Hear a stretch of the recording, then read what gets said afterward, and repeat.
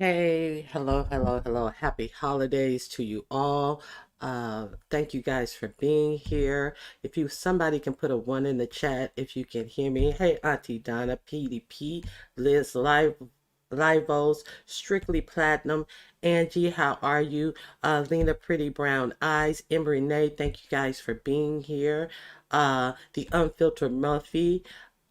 There was some other people up top. Charlie, hey, how are you doing? Um, Angie Dickinson, how you doing? Adam Whoop-Ass and King K. Hello. Let me see if you can hear me. Okay, thank you guys. Hey, Miss Queenie, thank you for being here. Okay, so I just wanted to come back and say a couple of things. I really want to thank all of you guys for showing up yesterday for the Secret Santa. I want to thank all of the content creators who showed up. We had Lady Nika showed up. We had Miss Cruiser showed up for both of her channels. We had Auntie Donna show up. We had King Roman News show up. And Chanel Huffman, a subscriber, also came up to give back to some subscribers. And then Sassy came up at the end and she gave back. So I want to thank all of them for participating in the Secret Santa. And Sophie, hello, how are you doing? Sophie, thank you for becoming a member. I didn't know you were a member. I want to thank Lady Nika for yesterday for also becoming a member. We're going to have a membership live. Uh, between Christmas and New Year's. We're gonna have our first membership live together. All y'all stop lying. How you doing, Lady of the Hour? I'm glad you're here. Toya Abstract. Toya. Okay. Your our conversation is one of the reasons why I'm here, Toya. Angie, oh, I spoke to you, Amy. Mimi 126, Bird, thank you for being here. Um, oh, I'm behind. Okay, so hey Gummy, how you doing, Gummy? Hey Bush Babe, thank you for being here. So, real quick, I ain't dropped my cash up because all the CCs up there can't stand me, but I enjoyed the show. It was sweet, Ronnie Q. Thank you, Gummy Bama. All of them do not dislike you. Hey, Miss Kimmy, how are you? I'm glad you enjoyed it as well. Hey, Rare Treasure, thank you for being here. Ox City Queen, hello, hello, hello. Oh, damn. No, Toya, this is a good conversation. We were, I was over on Toya's page 2 nights ago, and we had a good conversation up to a point when Beasley hit the panel and got Pam all upset with his old trolling, trifling ass. Hey, Faith, how you doing, girl? Um, so I just want to first of all, I want to address Bree and Pizarro. Pizarro, keep me out of your bullshit. You always are on some bullshit. I called out who I had pictures for. That's who I called out, who I had pictures for. If you're in your feelings, those are your feelings. I don't have anything to do with Bella and Bella Joy and anybody else who had a comment about the things that I said. I invited many people up besides you and Bree. Brianna, let's be clear. You're right. I did not give to your give back because you were giving back to people who were not subscribers as to my knowledge. So I didn't choose to do that. I chose to give back to the subscribers who give to me, which was the whole point of the Secret Santa give back to subscribers. So don't try to mix apples and oranges. If I want to give back to non-subscribers who I don't know, who I don't even know their name or anything about them. No, I'm not giving back to that. I'm giving back to people who feed into me. So while you're trying to mix apples and oranges, it is what it is. And I chose who I wanted to give back to, just like you chose who you wanted to give back to and did not want to give back to. So let's not mix the two, okay? See, because you guys are obviously well, hey, whatever. I'm not making no assumptions. I'm just stating on what you guys said. So this is where it is. Okay, hey, Miss Toby, how you doing? The real K Fit, thank you for being here. And Demons O, look. Who called my name? You always want to play victim, bitch. You always want to sit up and play victim. Bitch, I called whoever name I chose to call. And if you don't like it, that's what it is. You in your motherfucking feelings about it. You crying about it. You trying to act like somebody did something to you, bitch. You set your ass over there and you went live during the fucking event. So bitch, fuck you and the bullshit you trying to lie and cry about. Nobody said anything derogatory about you, but it seems like that's what you want because it seems like you are accustomed to and like abuse, bitch. Shut the fuck up. And if you don't want to participate, I don't give a fuck. You come up with all these excuses, bitch. Just say I didn't want to participate. That's enough. Don't nobody want to hear about no cash app and this ain't set up and you not monetized. So what the fuck? You not monetized. So the subscribers don't give nothing to you. So them coming to your channel ain't meaning nothing to you, bitch. You sound stupid as usual. Crybaby ass bitch. Hey Tony Montana, thank you for being here. Okay, so this hey EJ Dion, thank you for being here. So this is what I want to Love Blake, thank you for being here. I didn't even want to come in the spirit the day after my event, but these fucking miserable ass bitches gotta make sugar and try to make sugar into shit with they bullshit. Hey Big Set, how you doing? Okay. Hey, honey love. Nice to see you, Lady Tia T-shirts and design. So, please read my previous comment, Ronnie Q. So, I just want to say, that is not why I came today. Why I came today was to talk about a couple of topics that have been going on the YouTube streets. Um, Tony, I don't see your previous comment. I am scrolling through. I see you speaking to Bird Bird. It must be above that. Oh, here it is.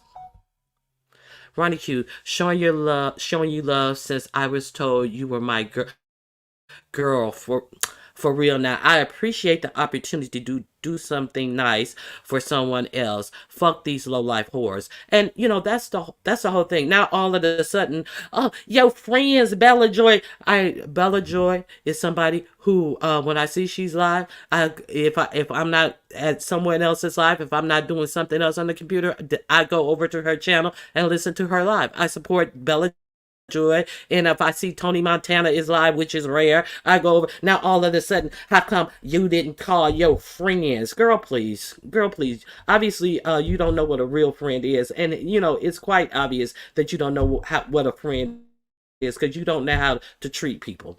Hey, Purple Peach. Hey, member, thank you for being here. And you have proven time and time again that you absolutely don't know how to treat people.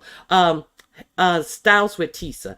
Okay, I also want to thank Styles with Tisa. I'm so glad I saw you here because at the end of my live, I saw her ask me that I check my Cash App, and I had not checked my Cash App during the whole Secret Santa giveaway. And Styles with Tisa gave such a nice gift, and she asked me to give it away, and I had already ended the live by the time that I saw that. But Styles with Tisa, I want you to know that I split that gift up into two, and I was able to bless two subscribers with that. And I want to thank you for participating, Styles with Tisa. Styles with Tisa, will you be the representative for the freshman class since I didn't call anyone from the freshman group out? Thank you, Styles with Tisa. I greatly appreciate that. So, Styles with Tisa is the representative of the freshman class because Ronnie Hugh didn't call anybody out from the freshman class. Hey, Petey Pete, how you doing? Okay, so let me quit clowning.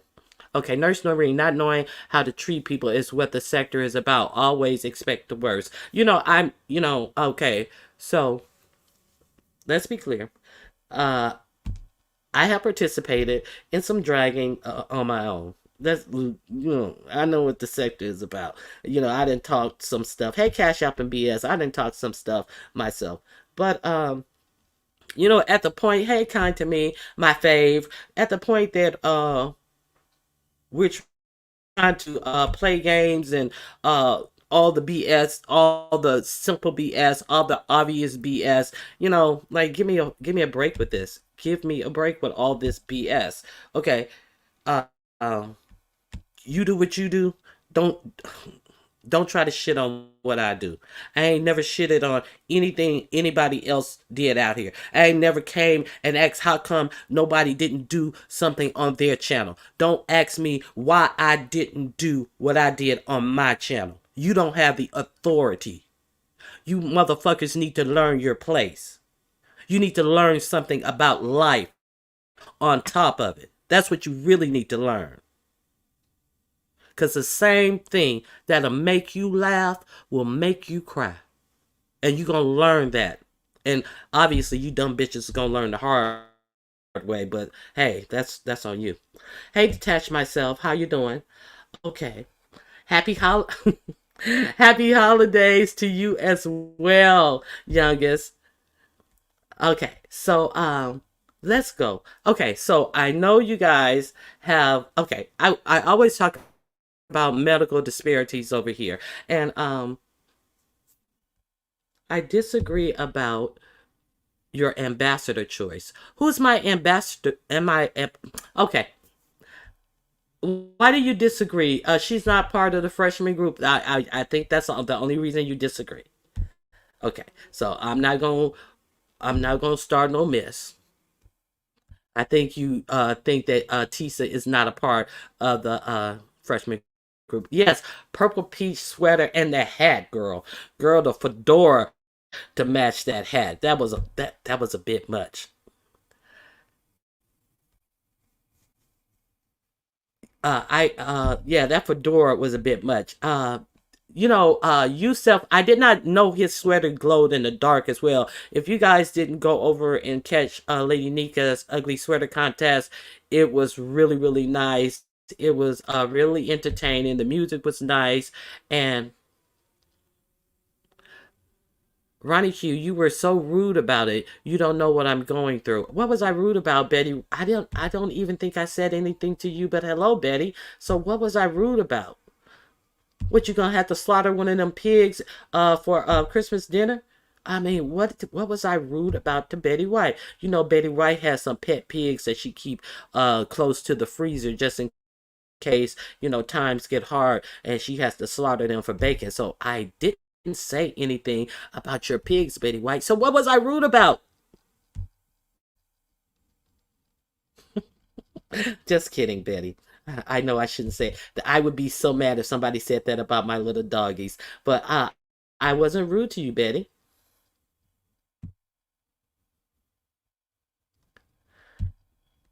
Okay, let me see. Betty White is going to take 20 minutes to answer now. Betty White, okay, I don't know. Oh, that was supposed to be a Christmas tree top hat. Oh, like Frosty the Snowman with the top hat. Okay, I got you. I got you now. I called it a fedora. Mm. Hey, the Bushes, how are you doing?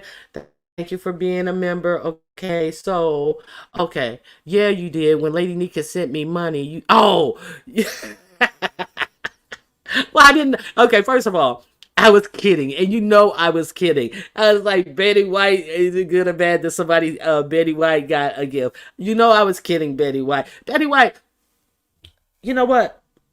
Betty White, you better leave me alone. Betty White, hey RNY TV, you better leave me alone because Betty White, I totally changed up my perfect pet competition for you because you said that what if your pet don't follow commands? So I added an obstacle course to my perfect pet competition, and not only didn't you enter, you did not even show up for the contest, Betty White, and I was so mad. I made adjustments for your ass, Betty White. I'm not making no more adjustments for you. Okay, you gonna get what you get, and okay, so you got hurt feelings right now. So you got hurt feelings, but you got Secret Santa Cash App, so you should be thanking me. See, Betty White, you are a total ingrate. Because had not I had the competition, Lady Nika would not have contributed to you on in a Secret Santa contest. See, you're an ingrate, Betty White, and you just don't know how to act. Okay, so there's that. Okay, so everybody knows everybody knows that I always talk about medical disparities, and especially among black women, and it has been a big topic about this Dr. Jackie situation. Now, I'm gonna just show you guys. I'm gonna share my page with you for a little bit and show you guys a couple of things that I want to share with you. Okay, we're gonna talk about it.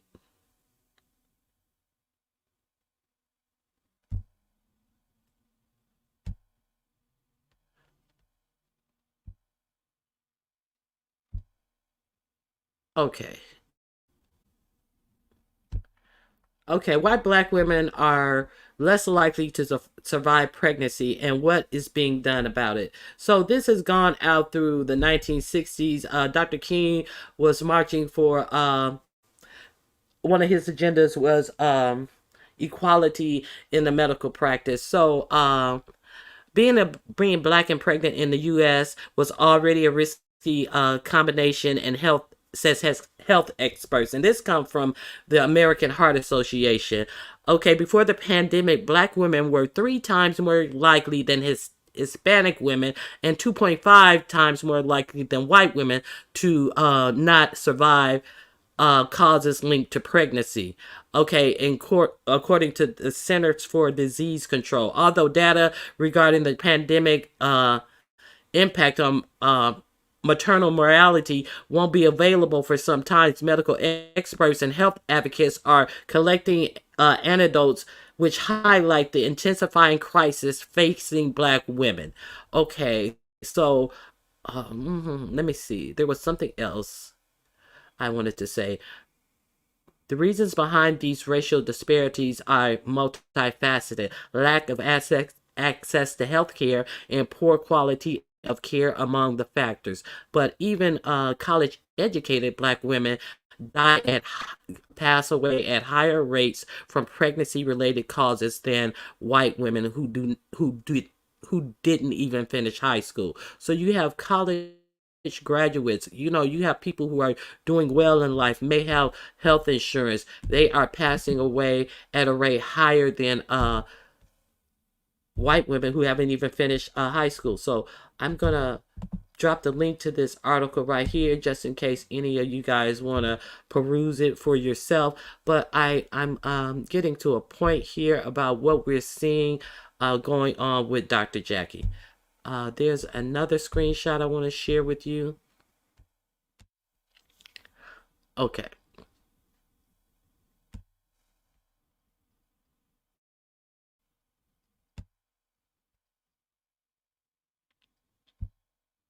Okay.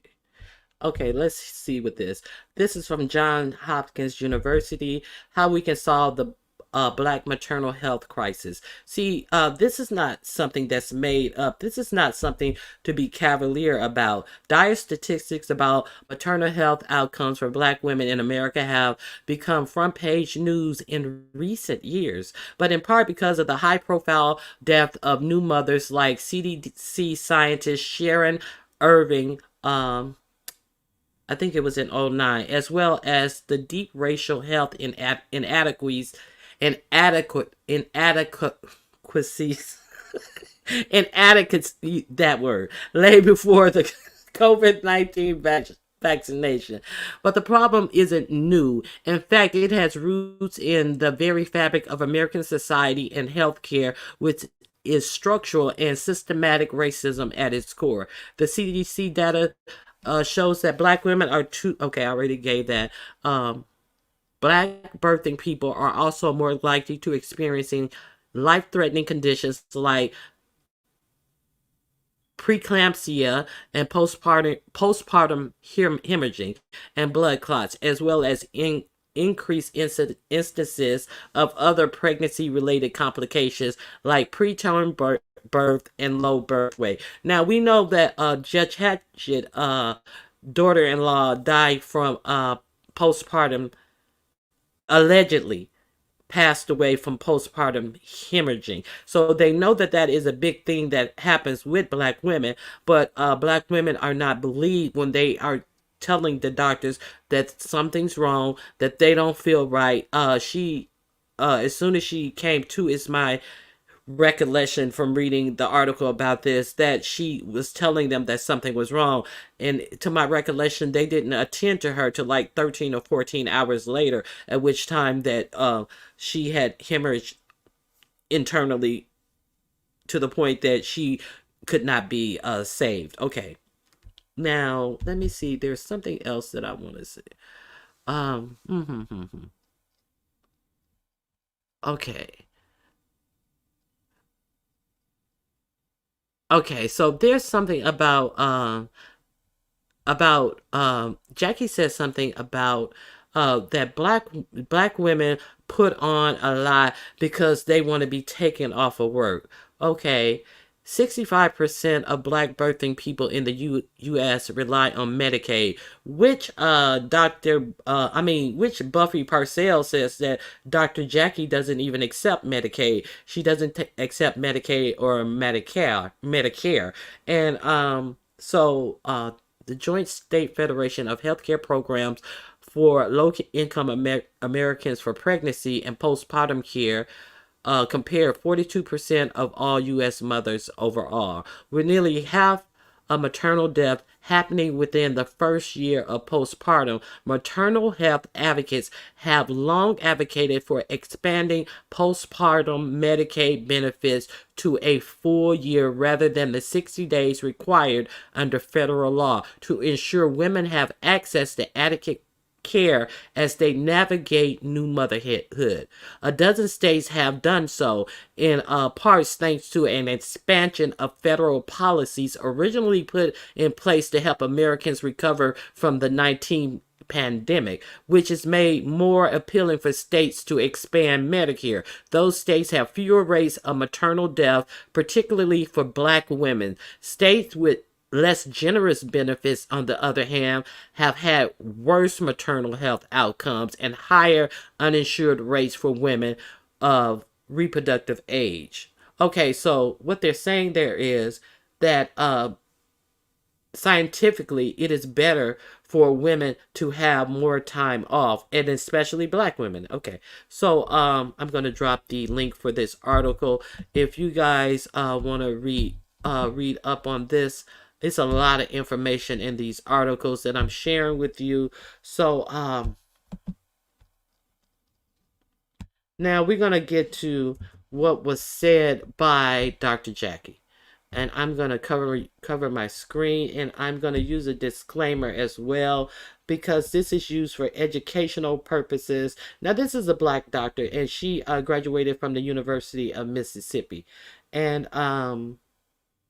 that should be noted. Oh, I don't have my disclaimer. Okay, let me see what you guys are saying first.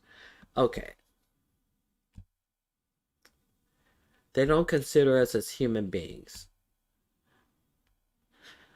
Okay, let me see. Miss Toby, my 1993 beeper makes more money.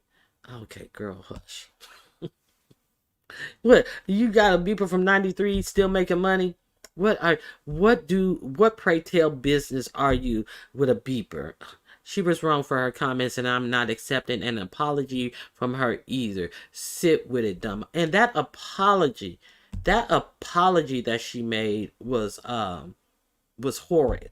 The apology she made, she okay. We're gonna go over this. Okay, I'm gonna let you guys hear the apology first, and I'm gonna let you guys hear the statement and the apology. Okay, let's cover my screen. Uh, Let me see. I think that no, that doesn't cover it all the way. Let me find something that covers my screen all the way. I know Deanna. I think Deanna covers it all the way.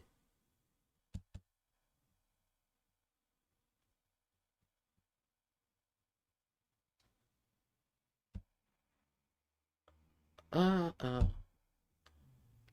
my God. I'm sorry. Okay. Okay. So I'm gonna play something for you guys to hear.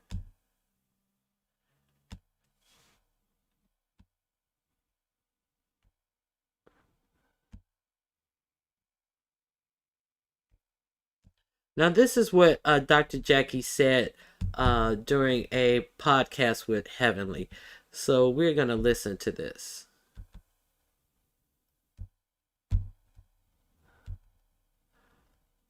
Okay, here we go. Now, I'm going to qualify this and be Dr. Heavenly for a minute. Sometimes, as African American women, we're a bit more dramatic in that you go to the doctor and you complain and you complain and you complain, and you're not taken serious because you cried wolf the entire pregnancy. That ain't me, boo. I don't know what you talking about, but go ahead. I didn't say you. I just said as African American women, we want to also make sure you're being serious with your doctor and not playing the game so I can take you off work. Because then we see you 25 times in the pregnancy. It's hard to believe that there's a true problem when there's a true problem. Now, okay, so that's what she said. We cry wolf and we play games and all this type of stuff. So that is what she said, and the podcast was like 2.5 years ago. Okay, child, I'm already pissed. Why put a stereotype on black women? Because she went to the University of Mississippi, and like I have stated in other podcasts, that the School of Medicine in many cases teach that black people can endure more pain than other races of people, and in that they routinely prescribe black people now for certain illnesses. They have certain medications which is supposed to be prescribed, but there was a study that showed that in the case of black patients, regarding pain, where like long bone, like you break your thigh bone, you break one of the bones in your leg, your lower leg, your your upper or lower arm long bones, those breaks are, you're supposed to be prescribed some type of opioid, or morphine or something to that effect, where in many cases with black people, they prescribe things like Tylenol and Advil and things like that for, when they already have a construct where they are supposed to prescribe certain medication. They give black patients over the counter medicine, and that should be, you have to think about this crisis, this opioid crisis, and that really turned around to bite them in the butt, because they were so freely giving these white people these opioids, and then look what happened. But a black person who really suffering with pain, they are less likely to give them the medication that even their teaching tells them that they're supposed to prescribe, due to the fact that inbred in this medical system is the biases that black people may misuse their medication, they may sell their medication, and that they can endure pain at greater levels than their white counterparts, is what I'm saying. Okay, so let me see what you guys are saying. I think it did. No, it does not. Okay, Miss T Velocity, this is taught in medical school, is what I'm saying. They teach this in medical school. See, this is not a new thing, Miss T Velocity, and there are some doctors who don't do it, but the ones who don't do it are the outliers. The major construct of the practice of medicine, it has been shown that, oh, I didn't pull up that chart. Let me see. I have a chart. I have a chart. So I don't want you to think that I'm trying to just say you're wrong because you're wrong. But I definitely have a chart for this. Okay, let me see. Bookmarks. Okay, 1 second.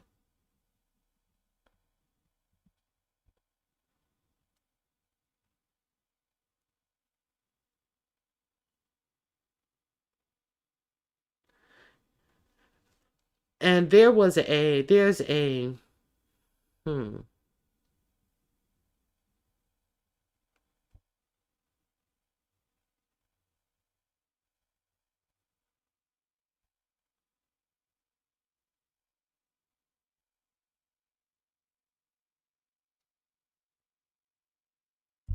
it may be on this one. Let me see. Okay. No, it's not on that one. Okay, so I'm gonna play. Okay, I'm gonna find it for you guys because I definitely have a chart on this, which actually shows what I'm talking about. The percentage of white people who gets pain medication as opposed to the percentage of black medication. And I'm not asking for pain medication to be given. I'm not talking. It's not just pain medication because this was the area study that they were looking at. So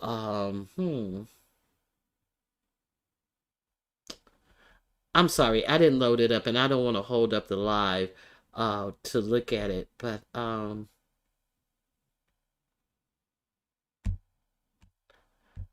I don't know. I don't know where it is.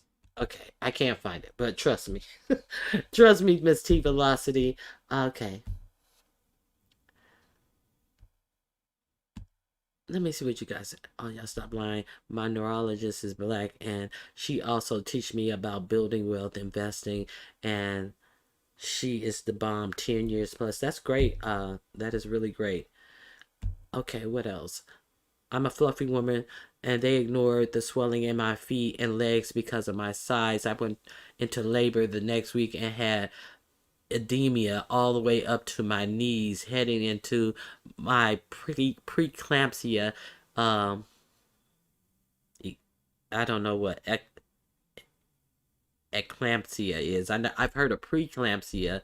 Okay, so yeah, so that's why we need to be protective of our medical journey. Research doctors, ask questions, ask questions, ask questions. Yes, get a referral. Talk to people who have gone to this doctor. Keeping keep I'm stereotyping Asian dentists are barbaric. Oh my God, really?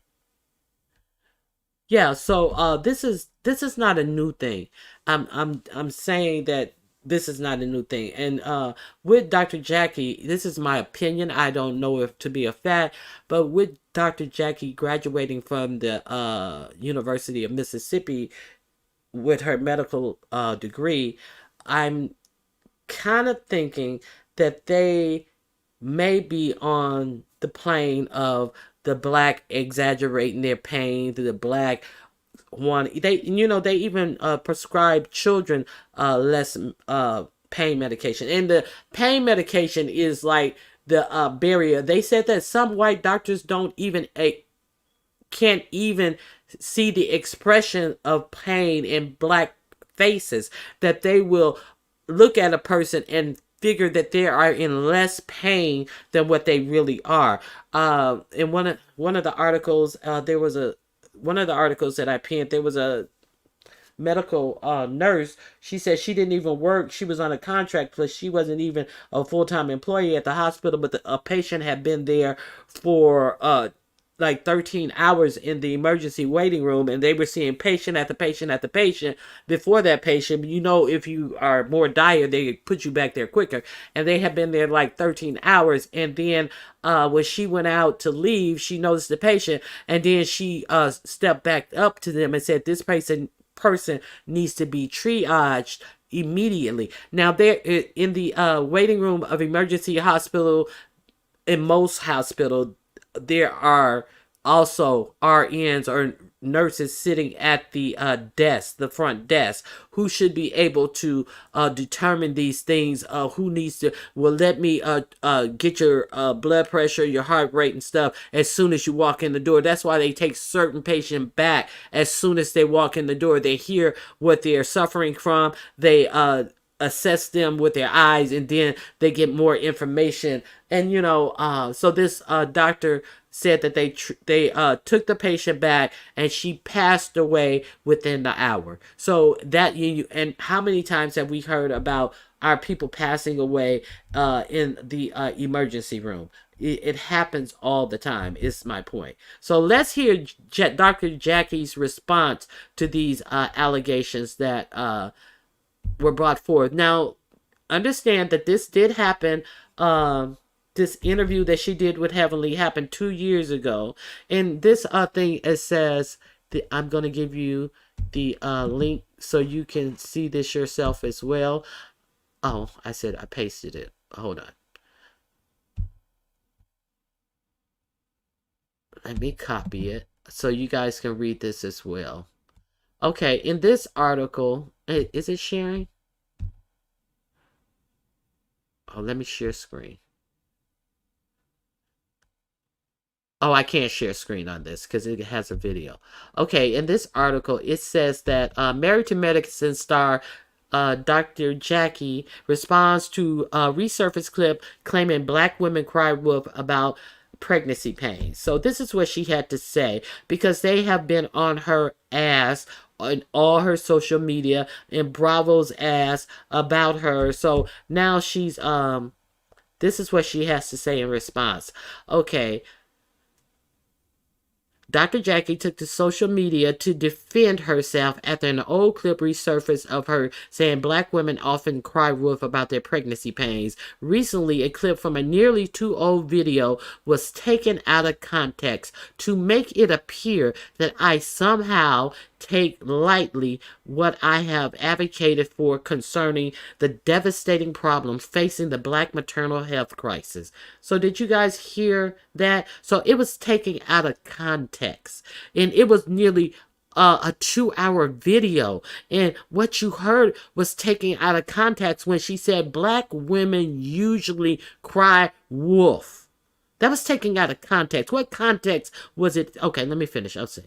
Okay, she wrote on her Instagram stories Thursday, "It has been my life work to highlight and attempt to rectify the issues that devastatingly impact black maternal mothers versus our counterparts." Okay, so she added, "As we continue to face medical mistreatment and gaslighting? Well, how does gaslighting, the word gaslighting, even fit into this response? My intention with the broader conversation was to ensure patients enter their pregnancies armed with information and tools to effectively communicate their needs with their doctors to ensure positive outcomes." Though she didn't apologize in her clip, she concluded, "The reason I became an OBGYN is because growing up, I saw such a lack of diversity amongst medical professionals and was determined to be a part of the change. Yesterday, today, and tomorrow, I will continue to fight for the lives of black mothers and babies." Okay, so, girl, bye. That's what she had to say in response to that. Okay. Dr. Jackie's statements are at odds with research that shows doctors don't take black women's pregnancy pain seriously. As African American women, we want to also make sure that you're being serious with your doctor, and by not playing the games so I can take you off work. That's what she said. So they're saying that her statement don't align with what she actually said. The CDC reported earlier this year that black women are 3 times more likely to die from pregnancy-related causes than white women. So it has gone up 0.5%. So I'm going to drop that link to this article as well. So what do you guys have to say about this? If you guys want to see that article, I'm going to drop that article as well. So let me see what you guys have to say about this. Okay, I can end this. So I've dropped 4 pieces of information for you guys, and let's talk about it. You guys probably have been talking about it while I was backstage. Yes, she won't research the amount of black women who had died giving birth. How ignorant is that? And one of the things also that is in the article is the fact that back in the day, like in like I know, like in my grandmother's era, they used midwives a lot because like in these rural country towns where a lot of black people were populated, they did not, going to the hospital to give birth was just like unheard of. So it was more midwife type birth, and women were more educated in the birthing process. And so in the late 60s they said that they started to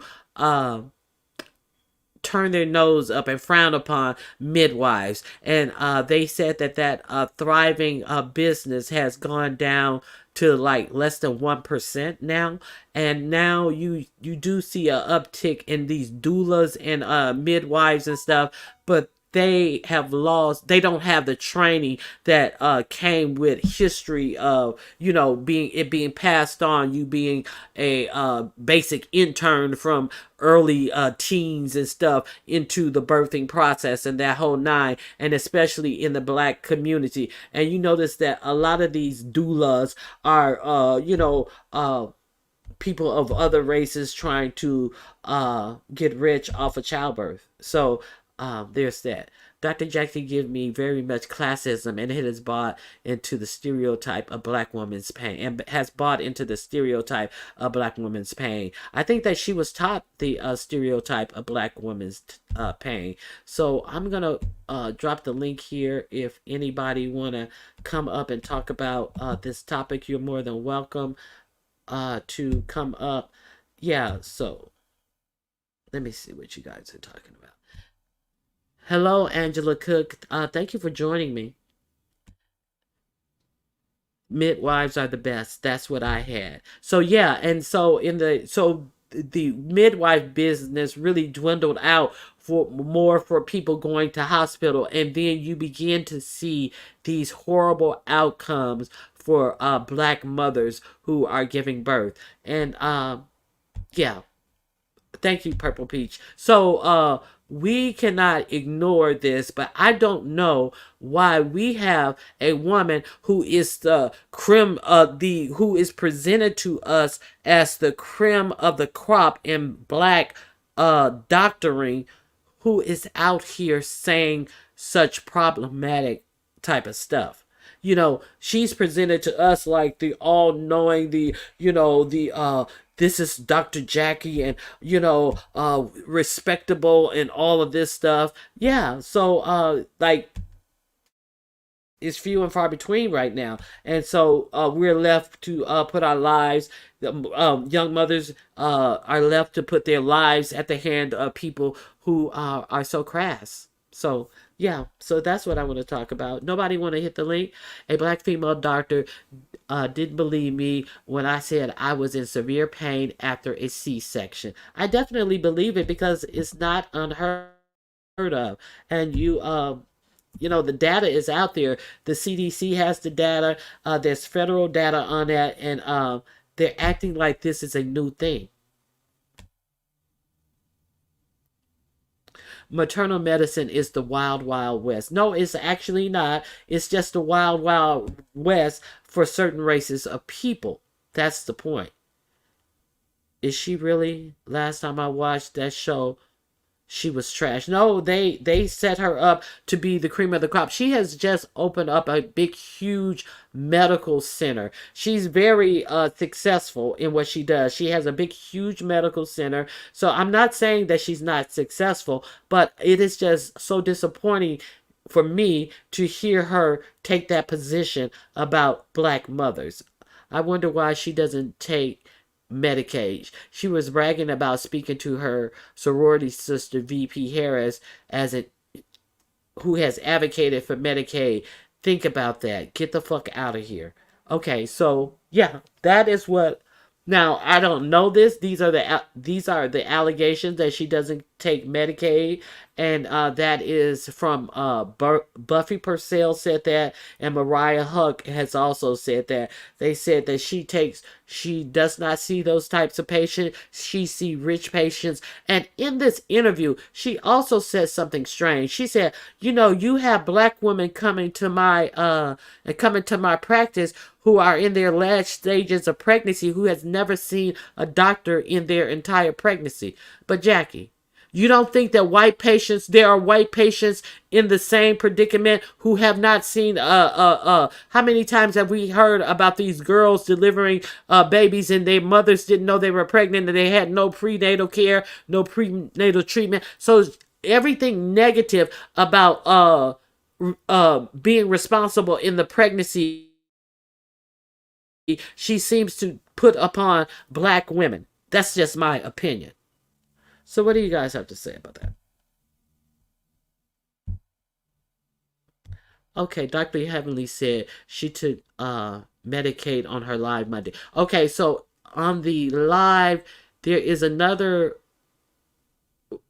Well, I didn't say Dr. Heavenly said it. I said Mariah and Buffy said it. So you're saying Dr. Heavenly rebuffed that, but Dr. Heavenly has her head plaster up her butt. But did Dr. Jackie say that? Because Dr. Heavenly, it seems, would not be the one to clarify and verify what type of insurance that Dr. Jackie has. So I would much prefer to hear Dr. Jackie address that part of these allegations that have come out against her. You would think that she would want to help her own, but it makes you wonder what was the real reason for Simone going a different way. Exactly. And it seems like yeah, Simone left like in the first season. Did she leave? Or the second season? Okay, so I definitely agree about that.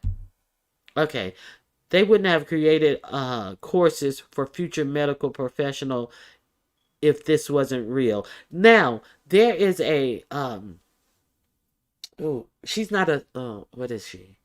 There's a oh, anyway, there was a video. Let me see if I can find this video of this woman who was saying that when you look at disparities, and she's a white woman, and she's actually teaching some courses, and she's, let me see if I can find this. Okay, it's a video, so I'm sure I bookmarked it, and I'm sure I can find it. Okay. Okay, I'm coming. Let me scroll down this list right quick.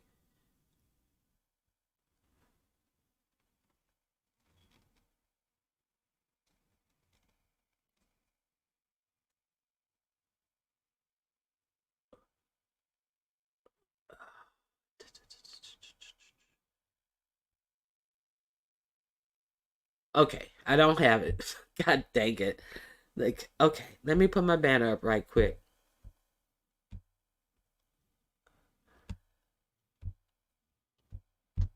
Miss Toby, is that you? Um, yes, it's me. Oh my God, why do you have Hey, what? Who was that? Peach Beach. that was Beach. Yes. Okay. How are you doing, Ronnie Q? Hi, chat. So, Ronnie Q, I have to find it was an article. Well, no, I was watching on IG. It was a woman that used to work with her. That was that used to work with her, and also she delivered her child. And she said a couple bad things about Dr. Jackie. She said she would never go back to her, and she ended up quitting working with her in the middle of her pregnancy because she was so Mm. rude to her. I believe it. I was over on Properly Bonafide Live today, and she said that she gave the story about her experience with Dr. Jackie. She was actually a patient of Dr. Jackie's, and the Oh, first thing I asked really? her, yeah, and she had a actual procedure where she had to go under anesthesia with Dr. Jackie, and she said that, well, if you know, you know. I didn't hear the actual story. She just like gave a little bit around it today, and she said that she has had the same experience with Dr. Jackie. It wasn't a pregnancy, but it was in women's health care. So I never really cared for her because she seemed like she was a little bougie for me and yes, not down to earth. So I I never really agree. cared. Yeah, I never really cared for her. I used to hate how she used to, like in our family, in our families, we had a whole, a lot of us came from big mamas. Like, some of our mamas might have been a little bit overweight. But Mm-hmm. did you ever notice, like during the years, how she would just criticize and criticize the women on a show about their weight? Always, and that's one of the things that they talked about as well. And so today I asked Property Bonafide that as soon as I heard her say that, and I was like, tell me, how soon was it before she told you you needed to lose weight? She said, oh, she used to always talk about me about weight. So that is like a, a topic that has been discussed about around surrounding her too. And she said it's not like she is such a fine. This is Properly's. I'm I'm trying to remember what Properly said, so don't quote me. But she was like basically saying that she is a sporty like woman, but she is like really a thin sporty woman. And even Serena Williams said that she had to advocate during her pregnancy. Now she's a famous black woman who had to advocate, but she lives in Florida. I don't know where she had a baby at, but the premier hospital in Los Angeles is Cedar Sinai, and allegedly that's where Dr. Hatch's daughter-in-law was not taken seriously and But, hemorrhaged to. Veronica, Yeah, it doesn't matter. It doesn't matter that she's famous because some of them doctors is still gonna look at you as a black woman, and then they probably do look at her even more so. Oh, she's an athlete and she's black, so she really could deal with the pain. You understand what I'm saying? that's that is exactly my point. And my point is it doesn't matter if you're a wealthy person. It does not matter if you're at the best hospital and you have, this is like the premier hospital. So it's like it does not matter. None of this stuff matter. It's embedded in the field. So this woman, she was saying that when there are always case studies for students, medical students, where they will change the name and change a sport to identify as a black name and to identify with a black sport. Like they'll put Hakeem Johnson and say he played basketball and he tore his Achilles heel, and then they will say Scott Rutherford, he plays soccer and he tore his Achilles heel. And they'll put these cases in front of them and they will routinely prescribe the proper prescription, medication, and out so that that person can get a positive outlook for the person that appears. And it would be the same x-rays and everything that they would present. The only thing that would be different is the name. And they would properly diagnose and prescribe for the name that appears to be white and improperly and lower the treatment Mm. for the name that appears to be Oh, you black. you know you know what that sounds like. Remember a couple of years back when they were having they showed people that sent in resumes, and the resumes was quote unquote a black Mm-hmm. name on the resume, and the resume might be a white name on the resume. And if it's black, they would just toss that resume and throw it away.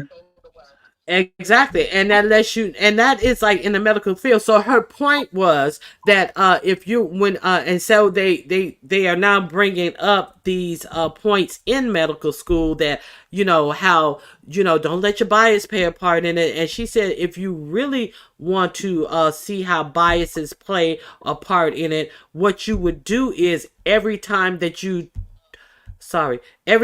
talk about biases, excuse me. Okay. What every time that you talk about biases, you would then explain how biases in treating your patient could play a role. She said they just brush over biases, and now they have a lot of inclusion courses, a lot of DEI courses that they are trying to implement into the medical to the study of medicine. But that critical race theory, the critical race theory is something that she was saying. This was in 2019, the video. And she said, and that's why critical race theory is so important. So you can weed out this, because you have to see how it has been ingrained into the culture of medicine. So we know what they want to do with critical race theory, right? They want Mhm.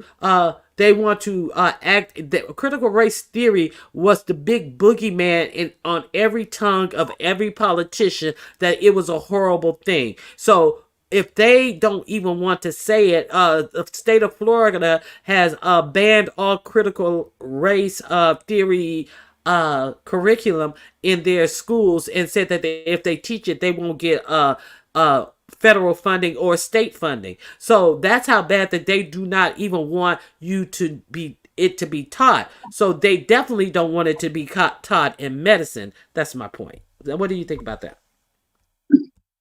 Every time you say Florida, I just think about that evil ass governor. That man is evil and he is sick. Mm-hmm. Most Because I know at one point in time he also was trying to eliminate um organizations, D9 organizations on colleges in Florida. And he has done that. He has done that. He's done that. Yeah, he's done that.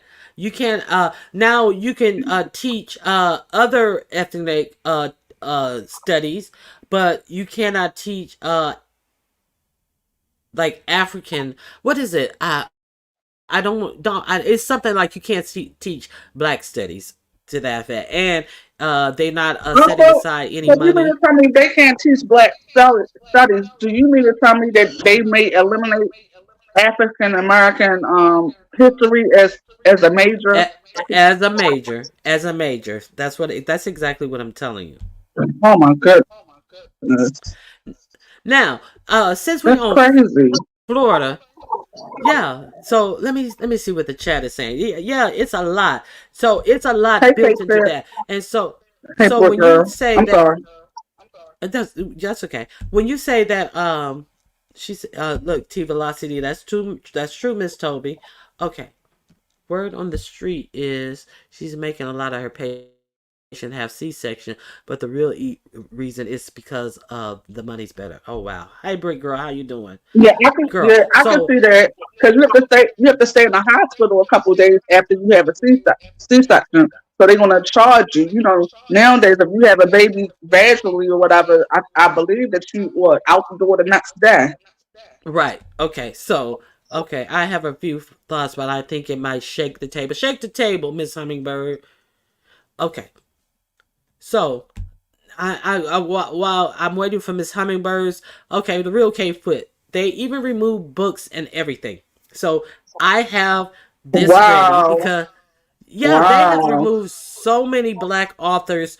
Florida is notorious, and they are threatening to arrest librarians, and Oh my God. teachers if they You know, bring. oh my. You know what I have to say about this? If you are a black person living in Florida and you don't vote, shame on you. Shame on you. Shame on you. Okay, it's Z. It's Z. A lot of those Florida school districts never have taught critical race theory. You're right.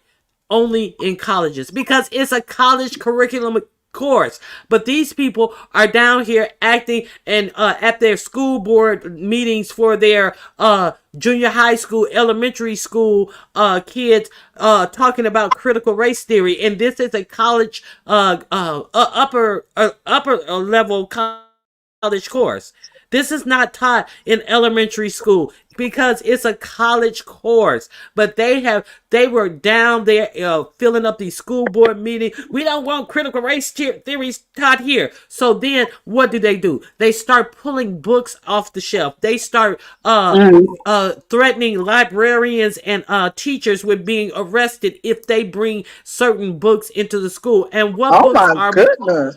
yes. And what books are majorly taken out? Black authors. Toni Morrison. What's her name? Oh my God. Toni Morrison. Even Alice Walker. Maya Angelou, Oh, Alice even Walker, Maya. all Maya Angelou, girl. Yes, you should know they okay. It's a dog whistle. That's exactly what it is. It's a dog whistle.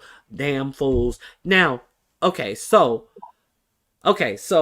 this is the next thing I wanted to do. Oh my Okay, goodness. so Would it take out Alex Haley's book too? yeah, that's taken out too. They do not want to teach history. W.E.D. Du Bois? Yes, Miss. Everything? You have to go. They said it is hundreds of books have been banned from Florida schools and libraries. Okay, DeSantis is actually trying to remove African American studies from schools. Yeah, we talked about that. But you can learn a different Spanish studies and different Asian studies, but he's trying to take African American studies out of school. So this is my whole Well, let point. me, This wait a is the minute. whole big thing. PDP. I could care less if that man was freaky. I could care less if that man was bisexual. I really wish that he would have won, and he should have won. What man? Andrew Gilliam. Okay. Yeah. I don't care about him being bisexual or being a freak. Okay. So here we go. Segue. We finna segue, Miss Toby. Hold your horse, Okay, because you are I'm gonna you shut gonna up. you gonna pass out when you hear this. Okay. So who is pushing this? Who is pushing this? They have a group of women.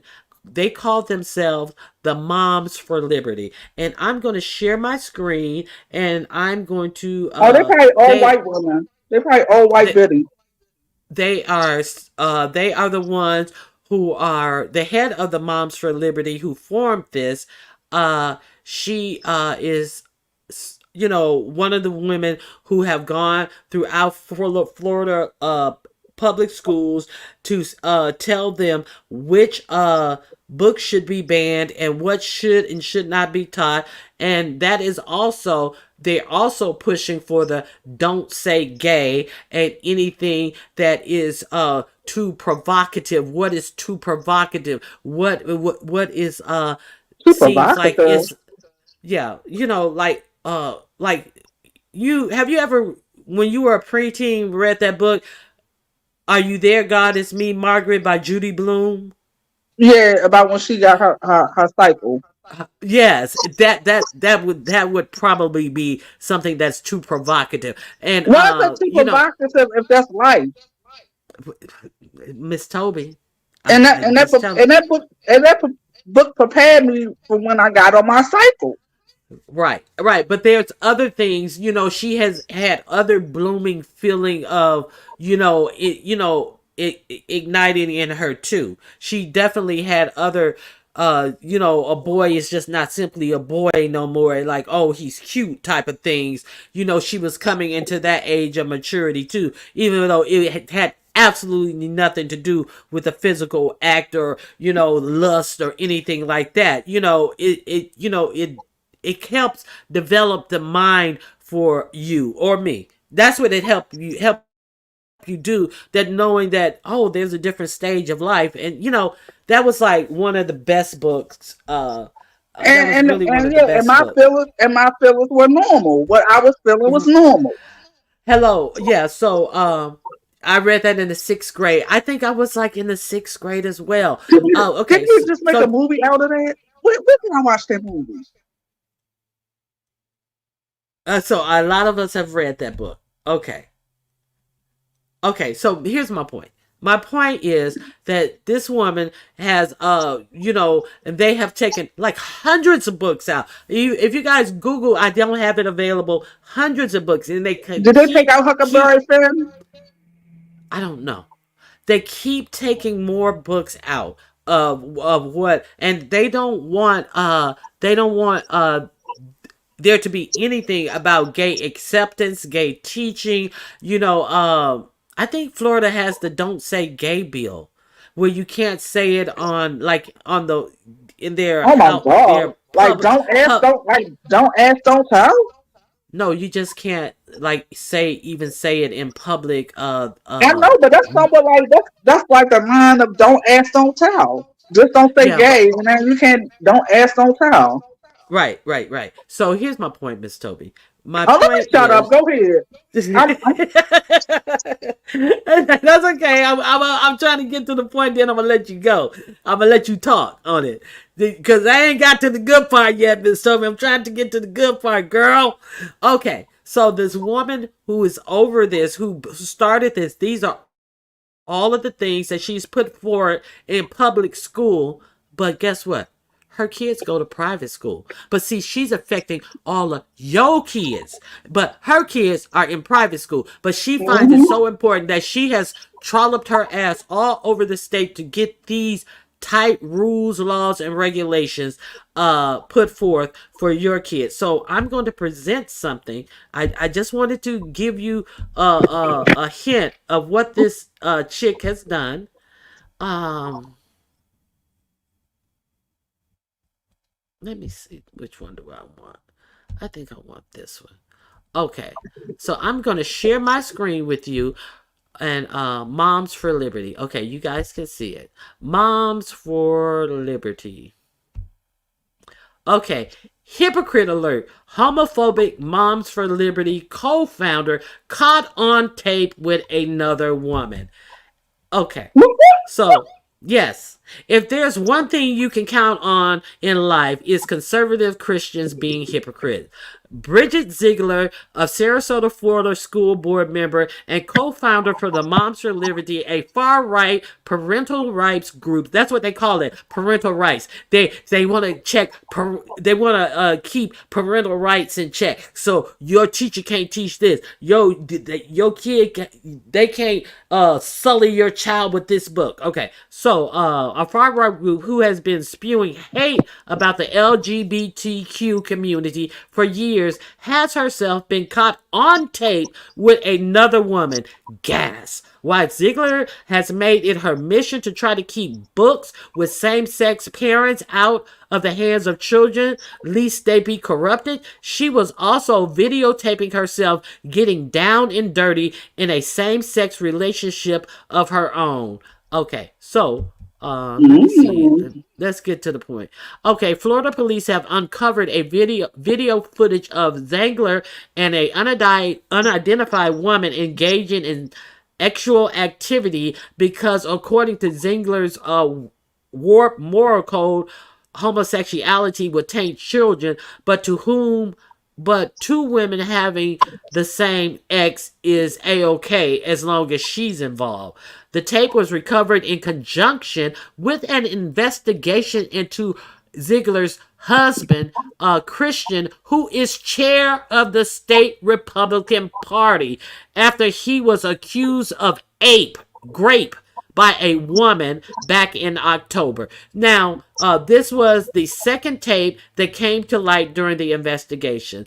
Okay, the far right couple admitted to having a threesome with the woman more than a year ago. This is recently. More than a year ago. No, more than a year ago is recently. Okay, the grape allegations stem from a planned encounter that the woman canceled when she found out that Bridget Ziegler was no longer available. And so she says that she canceled it when she found out that the wife wasn't going to be available to do it, and the husband still was down with it. So she then said that the husband showed up to her apartment and raped her. Like, no, you can't cancel because it's still on, even though my wife can't be here. So I'm gonna drop that link to this story right here. And he has had to step down. He was the lead of the Republican. What was I say? The lead of the Republican caucus, and he has had to step down with these allegations of that, and they are asking her to step down from her position, and she refuses to step down from her position. There you go, Miss Toby. That's all I wanted to say. Oh What well, do you I'm got to not say shocked. about that? I'm not shocked. Are you? Not at all. Mm-mm. They're hypocrites. They always do that. Don't they always do that? Always. Always. And a lot of times, 9 out of 10, it's always the Republican. Always. like it's crazy. Cloud wants the link. Okay. Um, down Let and me dirty, down and dirty. So I'm not shocked. So in other words, it's okay for you to have a homosexual relation. I mean, yeah, homosexual relationship with a woman, but it's not okay for other people to have a homosexual relationship.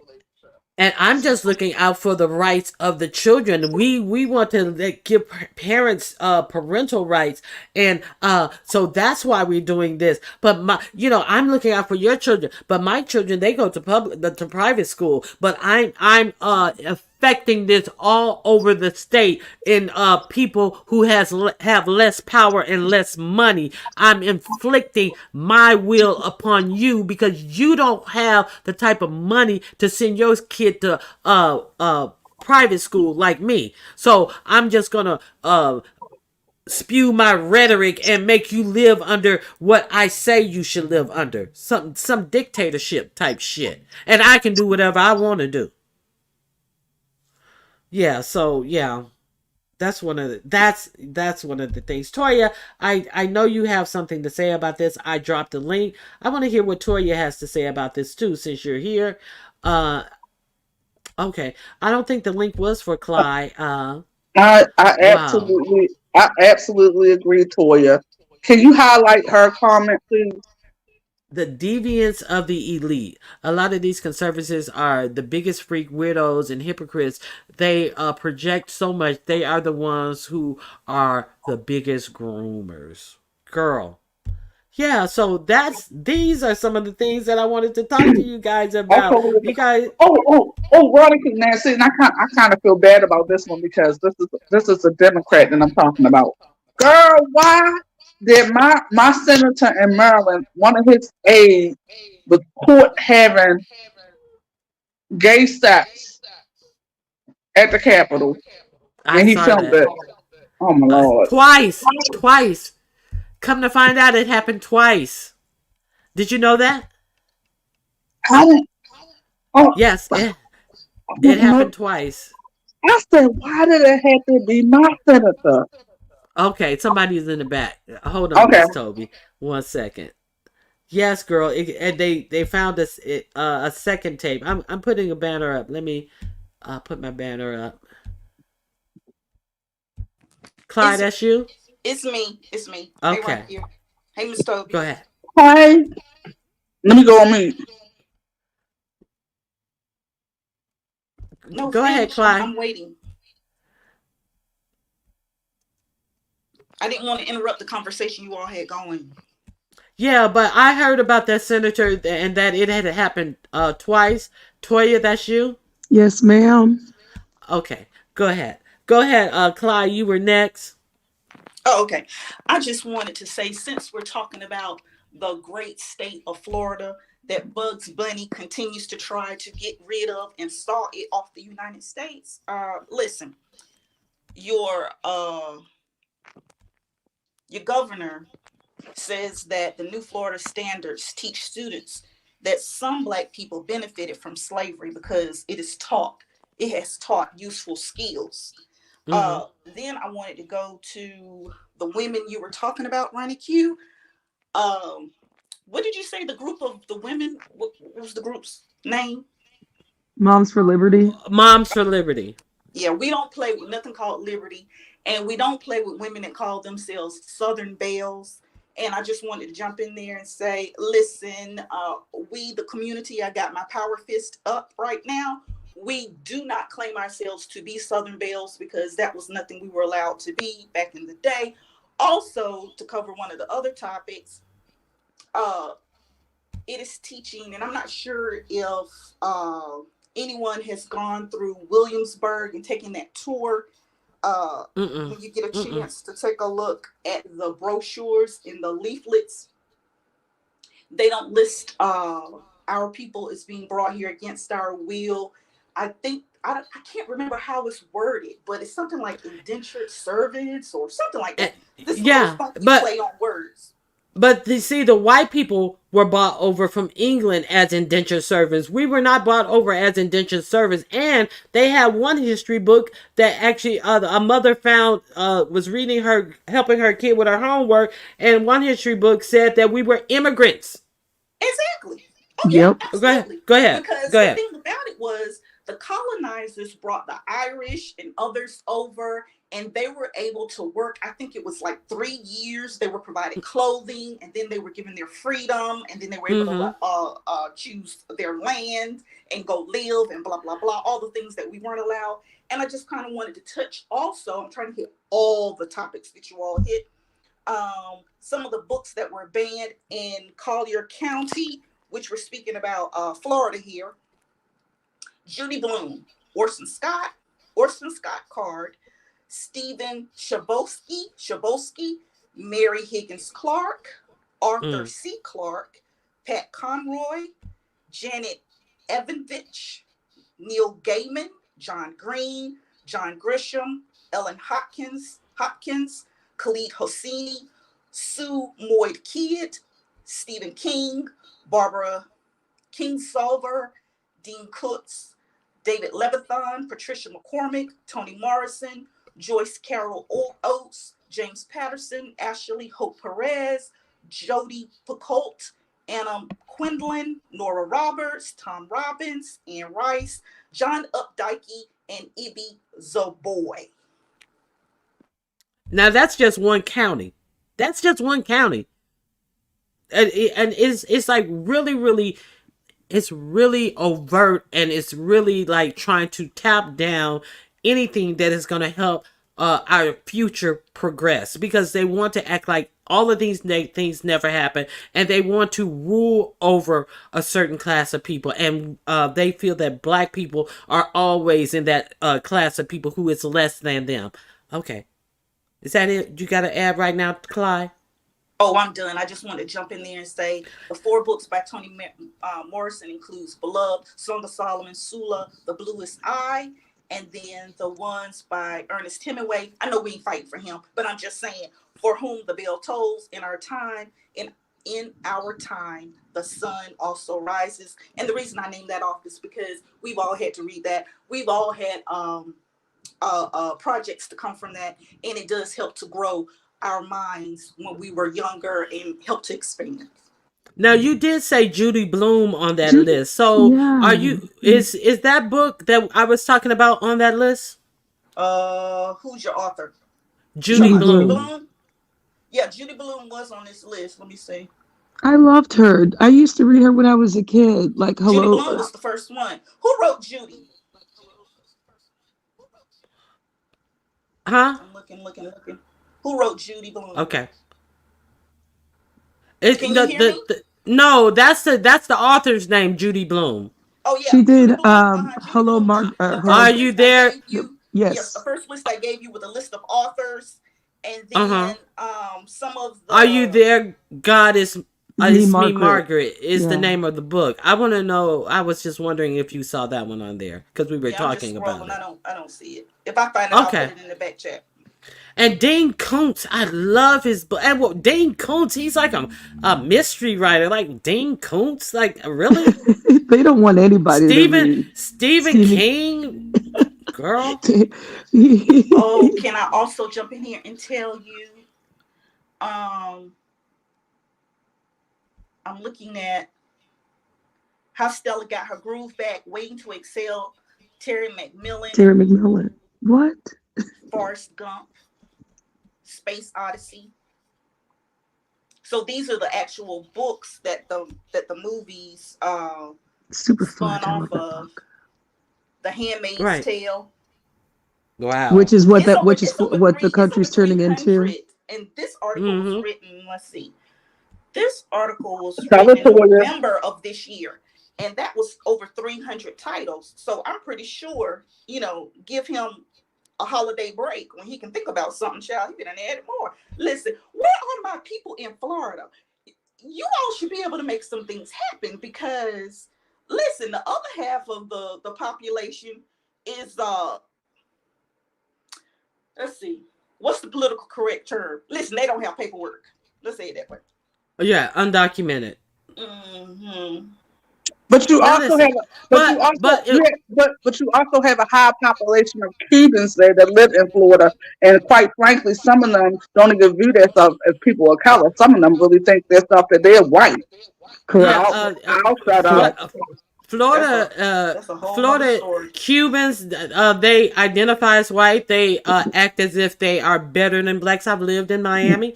They Mm-hmm. act as if they're better than blacks, and they are overt with it. And they identify with, like, many Cubans do vote Republican. Many of them vote Republican. Absolutely, Yes, absolutely. That's yes, the almost like larger. guaranteed Hmm. when they come through those gates. It was Hmm. do you lift your right hand to swear that you'll vote Republican? But listen, that's neither Right, here nor there.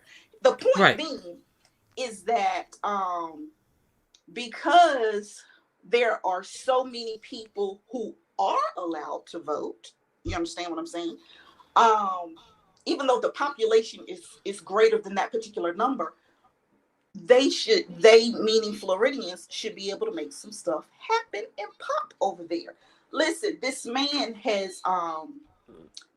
has bound their hands. I want to say a couple of months ago, the law came into effect to where if you were documented or a natural born citizen of the United States, if you were caught transporting, having a person in your car who who um who had expired paperwork or no paperwork at all, you could lose your license and also go to jail, Hmm. right? And But so but but Florida has the wet foot, dry foot. It's what they call it. Like, if you make it on land, you don't get sent back. If you they catch you in the water, you get sent back. He's okay, so actually they may changed have that. that law. However, Oh, have they? I he's think they making might it have changed. impossible for them to support themselves. Yeah, I think they kind of changed that with the Satan coming in because that's why you have a lot of abandoned construction sites now because they were like a lot of undocumented um people who were of Mexican descent But no, that no, no, no. were. Wait, hold on, Toya. See, that's the difference. Where we can't confuse the Mexicans and Guatemalans with the Cubans, Oh because the no, no, I'm not. Mexicans and No, no, no, I'm Guatemalans not. have never No, had they don't that. get along. They don't get along. Yeah, so they've never had. Cubanos and Mexicanos do not get along. But what I'm saying And is a lot go of ahead.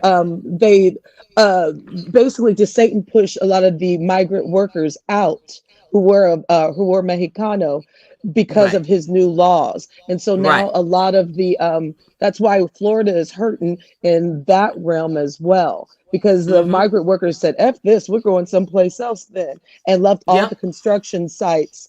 And so now Yep. you have these people who were like, well, wait, who voted for that piece of shit?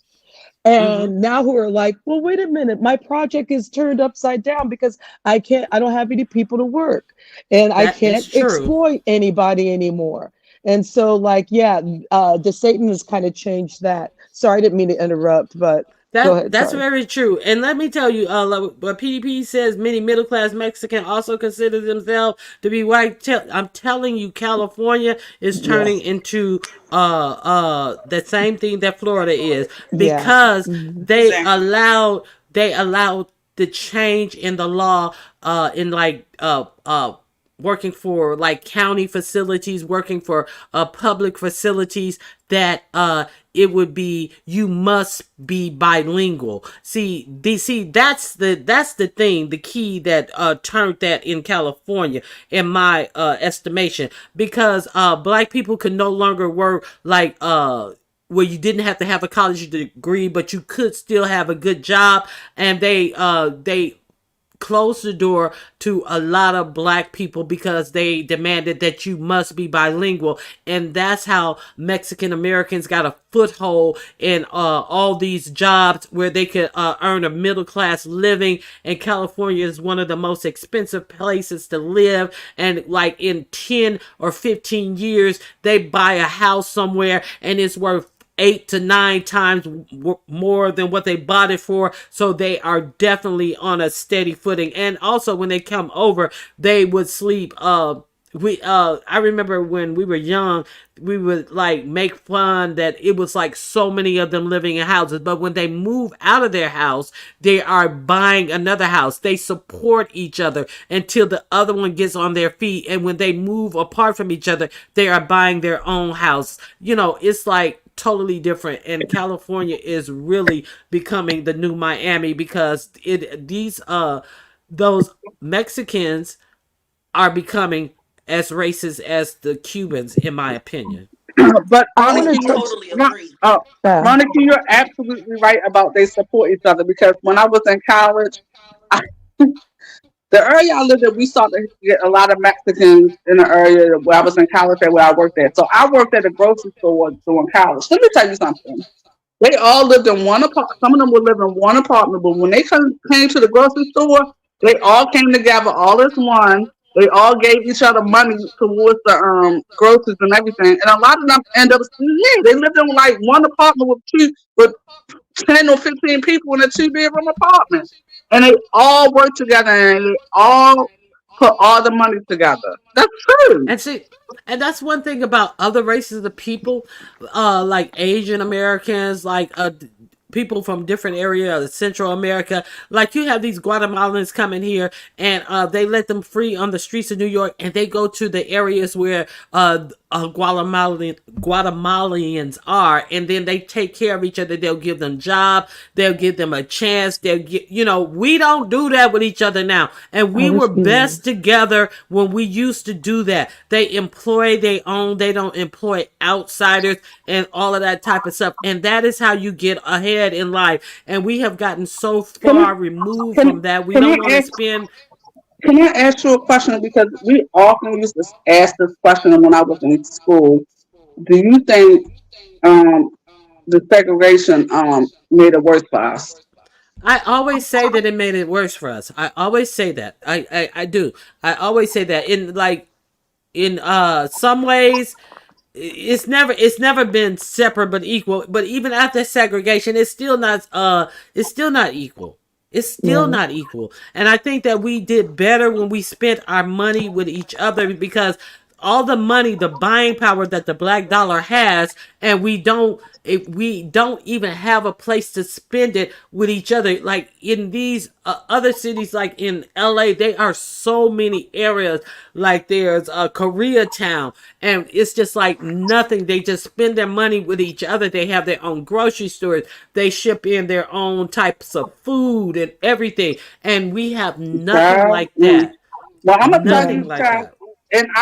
In Baltimore, we have some Asians that actually have soul food restaurants, and they cook our food down, honey. I'm not even gonna lie. I Yeah. y- I agree with both of you all. So what I'm saying, I wanted to look it up and read it verbatim, but it says Florida Can Governor you, Ron DeSantis. Clyde? Can you speak up a little bit? Can you hear me now? Yeah, I can hear you now. Thank you. Oh, no worries. Um, so DeSantis signed state Senate Bill 1718 into law earlier this year, went into effect July 1st. One of its provisions is that the state will no longer recognize driver's licenses from other states who knowingly issue them to, I'm reading what it says here, illegal immigrants. that particular, and if you were caught, like I said, transporting them across the state, the meaning your car, then you, the driver, could be in trouble as well. And then also, I wanted to say, in regards to Petey Pete's response that you had pinned, Ronnie Q, it is very, That listen, it's this true. entire United So true. States of America, there's a reason, a purpose for Latinas coming into the country to be noted as white. Now, are there some internal issues with them? Absolutely. However, it is of a greater benefit for them to mark themselves and identify as white, because Mm-hmm. it gives um, a bigger backing to certain laws, and then also voting a certain way. And then that's Mm-hmm. been the United States history anyway. When we Hmm. think of the Native Americans, many of them were strongly coerced, if you will, into accepting the label of white and no Hmm. longer Native American in exchange for a monthly stipend to be able to survive, if you will. That's Otherwise, a true. A lot of people don't know that. Yes, Very go right, true. ahead. right. And so it benefited the United States, right, to also, so that's been our history, right, to make other groups of people identify as white. And then something that I often hear this whole debate of the one drop rule. And I feel a little disappointed that people haven't done their research knowing why that rule came about. It wasn't to what it, okay, so our community subscribes to the one drop rule. The one drop rule was originally created to finagle us out of our inheritance and our wealth, right? Our generational wealth. So Mm-hmm. that when the master of the property wanted to leave something to his Heirs. biracial offspring, right? Mm-hmm. If they were labeled one drop, the laws were written that they would be unable to receive those, um, receive what was written in the will. You see what I'm saying? Yes. And so when we subscribe to the one drop rule, we are subscribing to a racist ideology. Hmm. That's true. And so Go ahead. therefore we also need to look at genetics, right? Now, this is not to say one is better than the other. I'm just saying, remember, go back to school, think about genetics.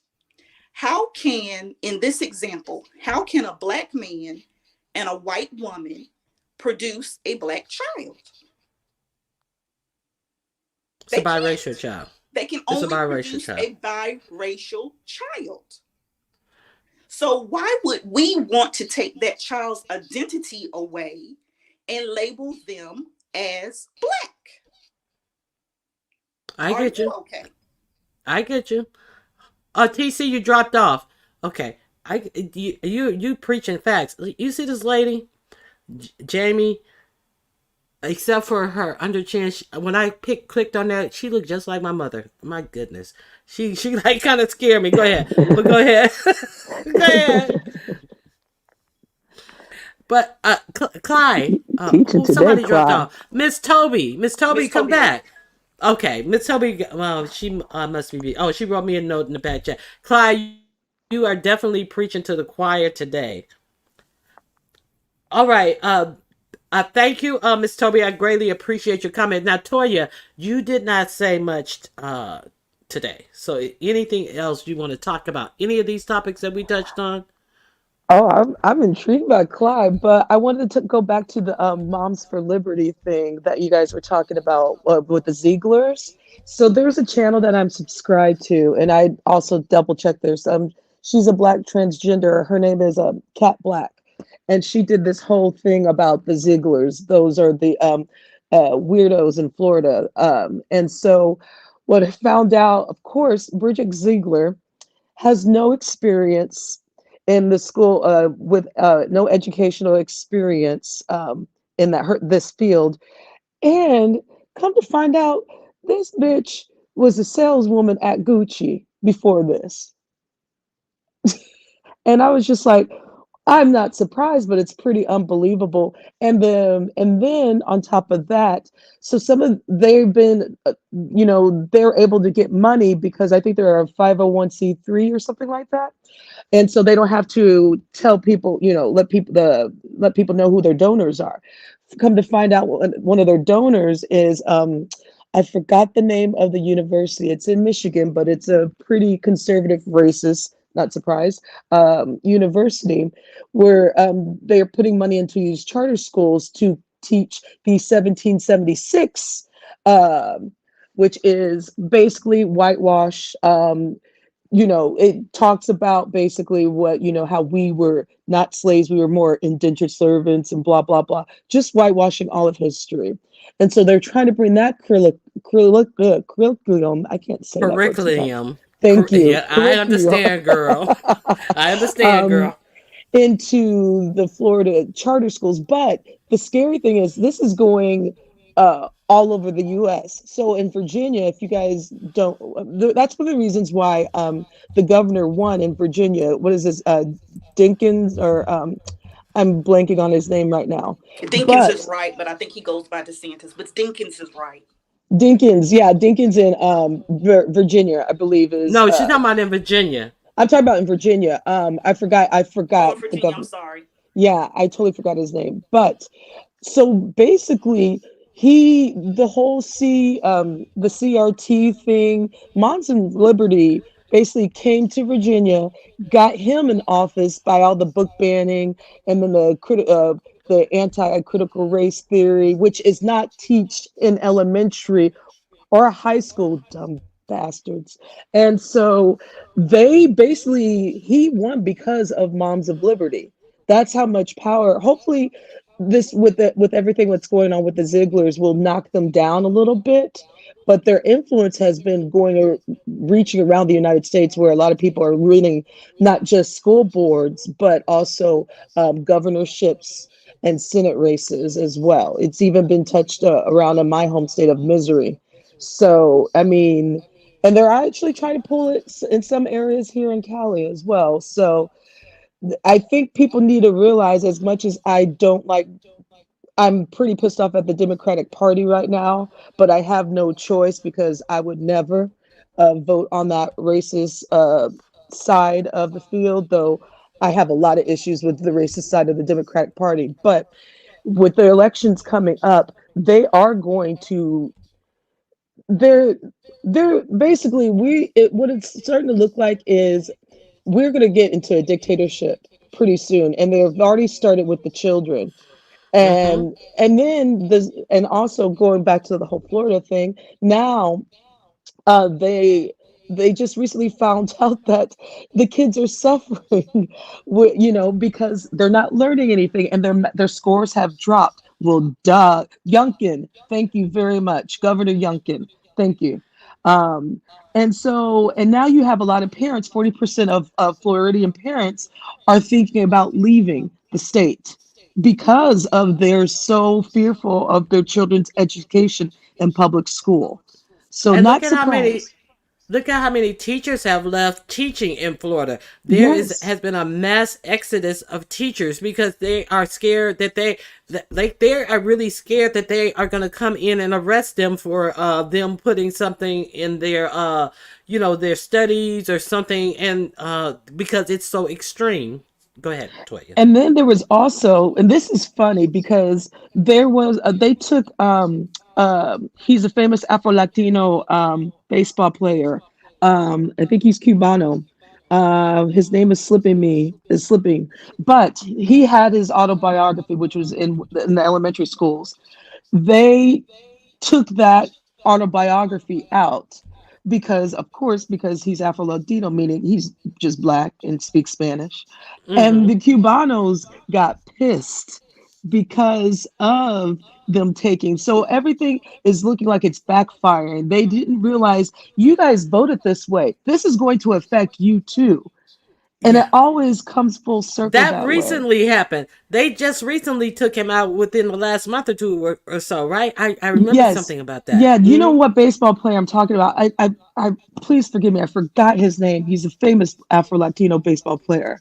And I mean, it's just everything's coming full circle with the people down there. So it's quite interesting and but scary as F. This is why I don't have any kids right now. So, Yeah, they are trying to they are really the ones who are trying to indoctrinate the children.